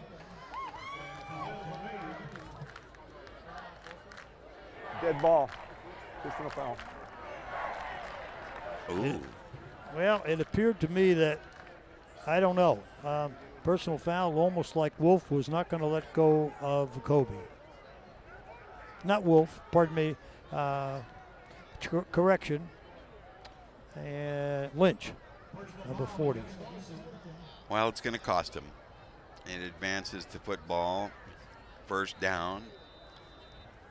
It's at the De La Salle 44, and just 2:40 left, clock rolling on, and the Spartans masterful at squeezing the clock.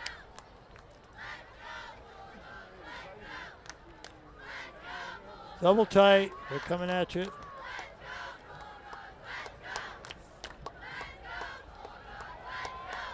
Nice little cut toward the middle, about a 4-yard run. Clock continues to roll. We're at the 2:15 mark.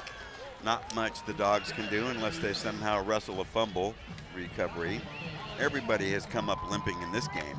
Well, yeah, Garrett looks like he's kind of limping around. He just kind of hold on Kobe for a moment. I think both coaches would testify to that, how hard the hitting's been. Oh, definitely, definitely.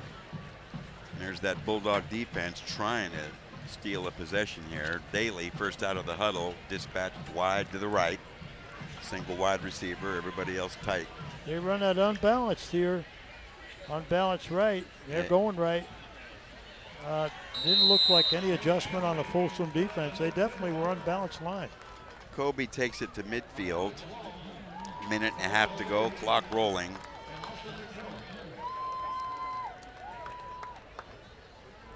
Second and, correction, 3rd and 4. Well, Nico Torres coming in and giving Kobe a break. Clock running down into the last minute of play. De La Salle in no hurry, understandably. Lynch comes off the field for the Bulldogs.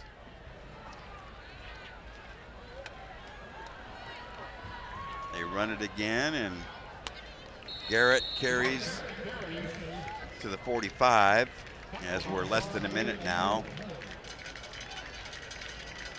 First down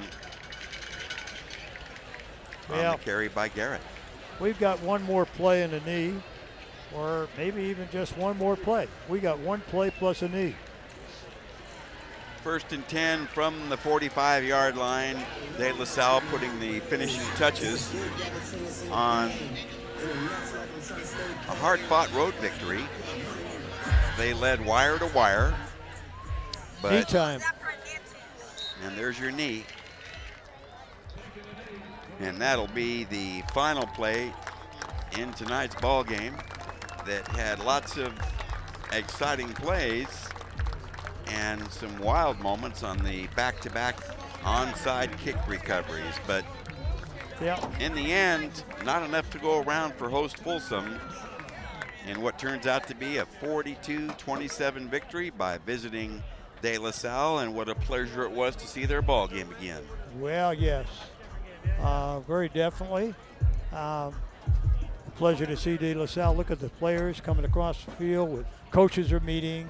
Great sportsmanship by two of the best teams in the state, and both nationally ranked ball clubs. And I wouldn't think that Folsom would slip too much after this, Will, coming back as strong as they did.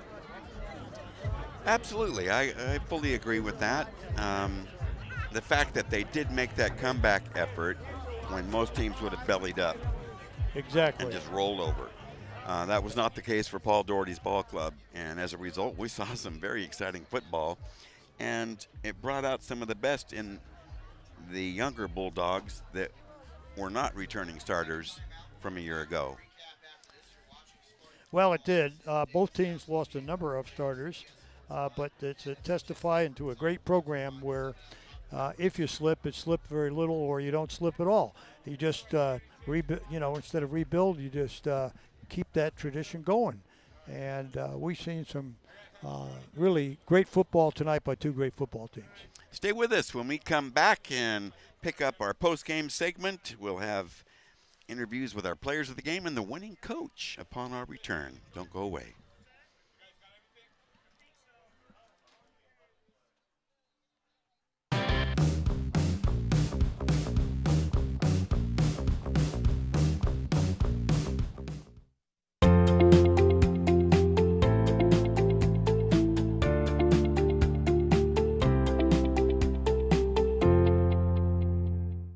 These are cool. Did you, what did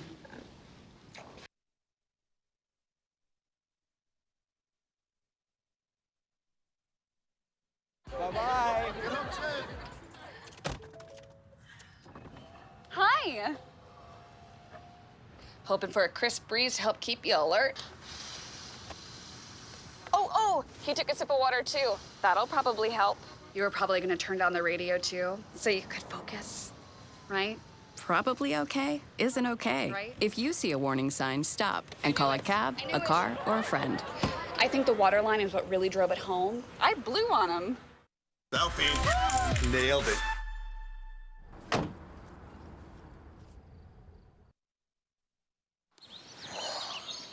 Staring contest. You still got it.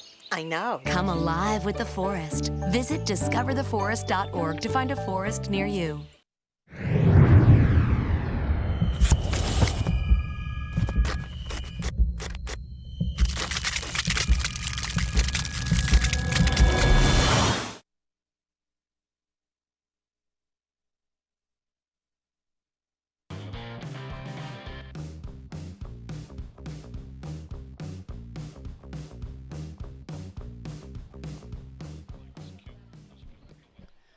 The verdict is in, and the decision is final this evening at Prairie City Stadium here at Folsom High School in tonight's big matchup of De La Salle of Concord against host Folsom. Quite a battle indeed, and certainly this packed house indeed was treated to some big plays and saw quality football that it probably had not previously seen before, with the emergence here of De La Salle making the road trip for the first time to Folsom High School. Well, once again, De La Salle is still unbeaten versus Folsom.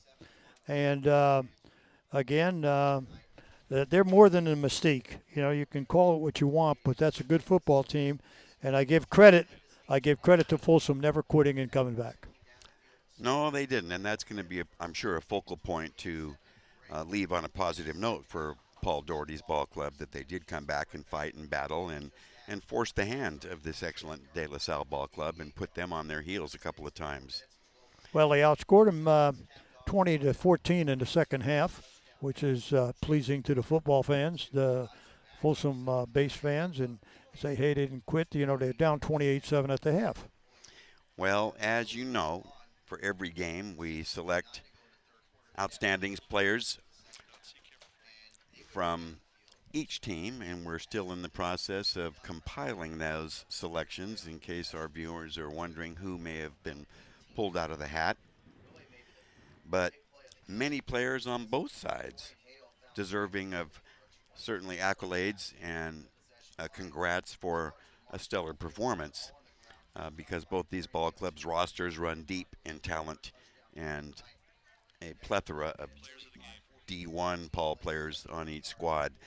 So our players of the game tonight, finally tabulated and compiled, and Dorian Hale, the excellent junior quarterback of De La Salle, a stellar ball game involved in 4 touchdowns. And for the Bulldogs, Elijah Badger, a superlative performance on the receiving end and scoring touchdowns in acrobatic style. Our Lauren Goodman is standing by with tonight's players of the game. Goody? Thanks, guys. Well, I'm here with the 2 players of the game, as you already stated, and now we're going to go for Folsom first. Elijah Badger, you came out, you played really hard. How did your performance help lead your team tonight? I just kept the team up, made it a team sport, kept getting them ready, telling them let's go. When they scored, bounced back, and got to bounce back from them. You can't let that affect you. Well, it seemed like you guys made a shift in the second half, came out really focused and really ready. How was that talk in the locker room with Coach? Talking in the locker room, it was like we got to get the team up, got to bounce back. We had a good score before halftime, coming back. Getting the ball in half, we knew we had to do. We knew we had to score coming back on the field. You guys played extremely hard tonight. It's a bounce-back game. What do you take away from the game tonight that you're going to learn and go forward? Get my team ready for practice, get them ready during practice week, no playing around, and just keeping them up, keep their heads up. Thank you so much, Elijah. Good luck on the rest of the season. Now for the Spartans, I'm here with Dorian. You had 3 touchdowns tonight, 69-yarder actually. What were you seeing out on the field that allowed you to be so successful tonight? I saw the same thing I saw in film, just open holes and reading everybody. Now, I know you guys put a lot of preparation into Folsom. How was this week preparing you on the offensive end? We just kept the same approach from last week and the week before, especially week 1. Just we got to go hard. We have a hard week in practice, and scout team, they really helped us out. They gave us a great look as Folsom's D, and that helped us get ready for their defense. Well, your leadership is shining brighter every game. It's only 3 games. Young junior, how has the experience been throughout your tenure there? It's been great. I learned a lot from the guys last year, Henry To'oto'o, Isaiah Foskey. I just learned a lot from them. So I just try to keep my team up and keep my leadership going as a young guy. Thank you so much. Good luck on the rest of the season. Thank you. Now I'm here with the winning coach. Coach, tell me some successes that you saw throughout the game from your team. The physicality of our offensive line and him. Those guys played well. Runners ran hard. Thought we could have poked a couple out. Defensively, I thought we played hard. We just gave up some plays that we really didn't need to. Those guys are really talented. That's a great team. Couple that we let get away right before half is a little frustrating, and obviously those onside kicks. But I like the physicality and the toughness of our team. Our offensive line definitely won the day. Those guys got a lot of push all night. Defensive line was able to get pressure on that quarterback in the second half. So I was pleased with our effort. It's a great group of kids. I'm thankful to be their coach, and I'm happy with the effort we put out tonight. Coach, can you give me a little bit more about the defense? Your defensive line was super aggressive tonight, got to the quarterback. How much of that attention to detail to get to the quarterback do you feel like distracted Folsom and threw them off their game? Well, we got a couple big stops because of the pressure that our defensive line got. They got so many great athletes out there. You can't give a quarterback a whole lot of time, and if you blitz them, then that's peeling one guy off of coverage, and that's not a great idea most of the time either. So, the push that our defensive line got was huge, especially in that second half. Got him on his heels a little bit, which was gratifying, and forced him into a couple tough throws. Coach, now I know you guys scheduled to have tough competitors every single week. Tonight you guys had another tough one, but they responded even through the difficult moments. How do you feel your team handled the adversity tonight? Some good, some bad. We had a lot of toughness. I don't question our toughness. I don't question our physicality. A couple brain-dead mistakes that I would like to fix, and a couple physical errors. One of the onside kicks was a physical error, and sometimes that's going to happen, and we'll shore those up. But these guys practice well. They care about each other. They show up and they work well together. So I'm confident that we're going to keep getting better. Coach, now lastly, can you talk to me about the Folsom Bulldogs and having them as a competitor and maybe continuously playing them in the future? Oh, they're a great program. We've had some great games with them, and they do a great job. Obviously, you know, they put up some pretty impressive numbers offensively, and like I've said before, they don't get enough credit defensively. It's great. It's a great tradition to be playing them, and looking forward to it in the future. Thank you so much, Coach. Travel safe as you guys head back to Concord. Will. Well, thank you, Goody. Nice questions, terrific interviews. Coach Allenbaugh just personifies the high elite quality of their overall program, and he presents that in such a professional fashion, and it's all genuine and legitimate. And certainly his remarks there that they want to continue this rivalry and home scenario, that's very encouraging, particularly for Folsom fans and Sacramento area fans that now have seen De La Salle and can gravitate toward that rivalry. Well, I think these fans, despite us being the loyal Bulldog fans, and all those who aren't Bulldogs, came here and witnessed a good football game with two top teams, but have a lot of respect, not just reading about De La Salle, respect for that ball club that goes anywhere in the country to play anybody. And if they're willing to resume a series with Folsom, it would be great, because people can say, hey, they beat you at Sac State, they beat you at Diablo Valley, they beat you at home. But when they came up here, this was probably the best football game out of the series thus far, even though last year was only a 14-0 game. So if we can see De La Salle here up every other end. As I mentioned, the second half here is 20-14, Folsom. So, you know, there are 4 quarters to every ball game. You got to play hard 4 quarters, and so Folsom gave them a good account, and particularly when you're behind 28-7 against a nationally ranked football team. So they got to be. Doherty's got to be proud that his kids never quit, and De La Salle machine is very well coached, and they'll pay for those errors, I guarantee, during the week, and they'll be a better team next week. Stay with us. We're going to come back to wrap this thing up momentarily. We'll be right back.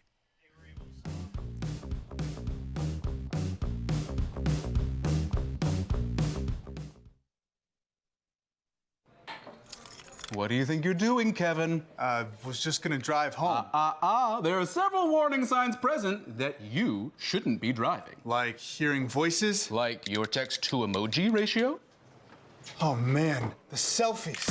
Selfie, nailed it. We all have warning signs that let us know that we're probably not okay to drive. Mine is pretending to be your subconscious. Craig, come on man, let's split a ride home.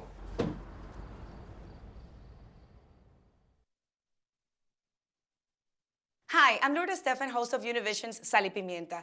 Cancer doesn't just change the way you feel, it changes the way you look. From losing your hair, even your eyebrows, to changes in your skin and nails, cancer treatment can rob you of your confidence and self-esteem. But Look Good, Feel Better changes all that. More than 800,000 women have learned how to address the appearing side effects of cancer treatment through our workshops. Visit lookgoodfeelbetter.org to find a free workshop near you. Let Look Good, Feel Better help you feel like you again.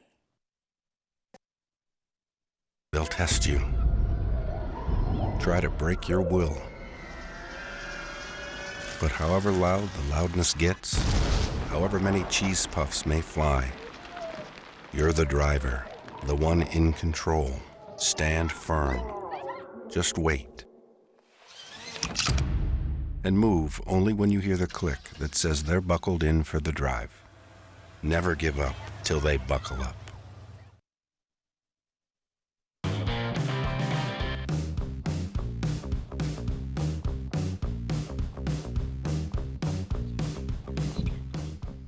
Well, look at the final stats compiled. It's remarkable how balanced the stats are, Coach Domino. The rushing yards and passing yards were flipped. Rushing 288 for De La Salle, 56 passing, while Folsom compiled just 70 rushing but 267 passing. As a result, total offense, De La Salle 344, Folsom 337. That's awfully close. Statistically, yes. And as you look at the third and fourth quarters, second half, Folsom outscores 20-14 in the second half of the ball game. So give them credit there because they were down 28-7. Penalties, still Folsom had more, 97 yards versus 55. First downs, 21 for De La Salle, 13.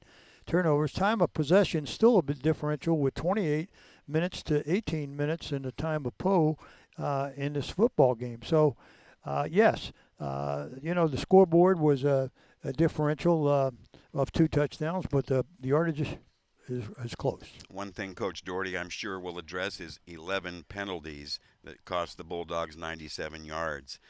But again, a spirited comeback to get this thing closer and to close out on a positive note. And I think largely affecting quarterback Reithmeyer, who under fire tonight, I think graduated another level as a starting quarterback here with the Bulldogs under such adversity against such a powerful ball club. So lots of positives to come out of this. And their playmakers, even though Nagata was hobbled, Hutton and Badger did what they could do, and it was very exciting to see that. But all in all, a 42-27 victory by the Spartans on the road tonight. And certainly an exciting ball game in many regards. Next week, we're going to go out to Rosemont to the Sunken Field, where the Wolverines will be entertaining the Kennedy Cougars.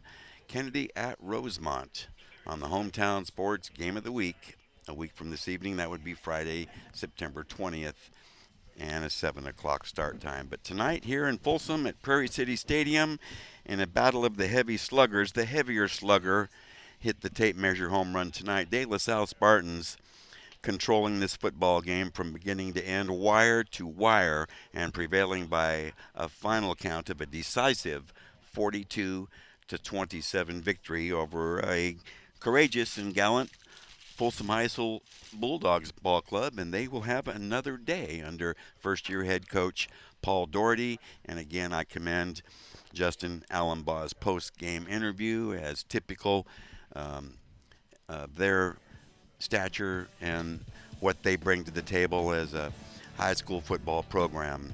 That being said, many thanks to be distributed to the Imperator, Jim Domino, Lauren Goodman, our game director, Gary Martin, and the entire Hometown Sports Game of the Week broadcast crew.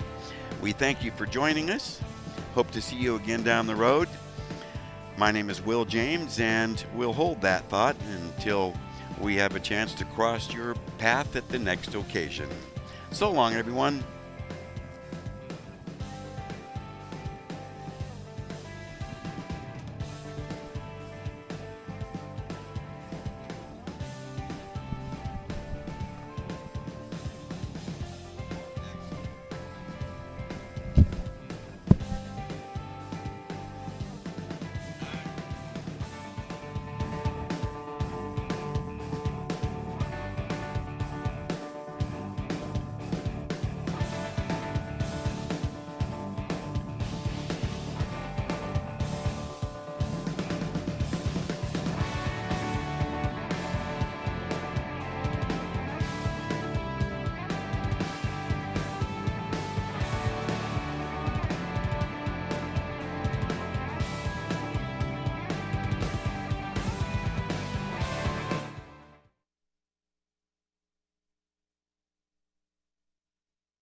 This program from Access Sacramento's Hometown Sports Game of the Week is available for purchase on DVD. For more information, call Access Sacramento, 916-456-8600, extension 0. This has been a Hometown Sports Game of the Week broadcast from Access Sacramento. Major underwriting support this season for Hometown Sports Game of the Week on Access Sacramento is provided by the Sacramento Metropolitan Cable Television Commission. Access Sacramento also thanks Sharif Jewelers, fine jewelers since 1932. Sharif Jewelers, a longtime sponsor of community television. And Folsom Lake Honda, a proud sponsor of Access Sacramento's Hometown TV and Game of the Week, and a partner in our community, Folsom Lake Honda.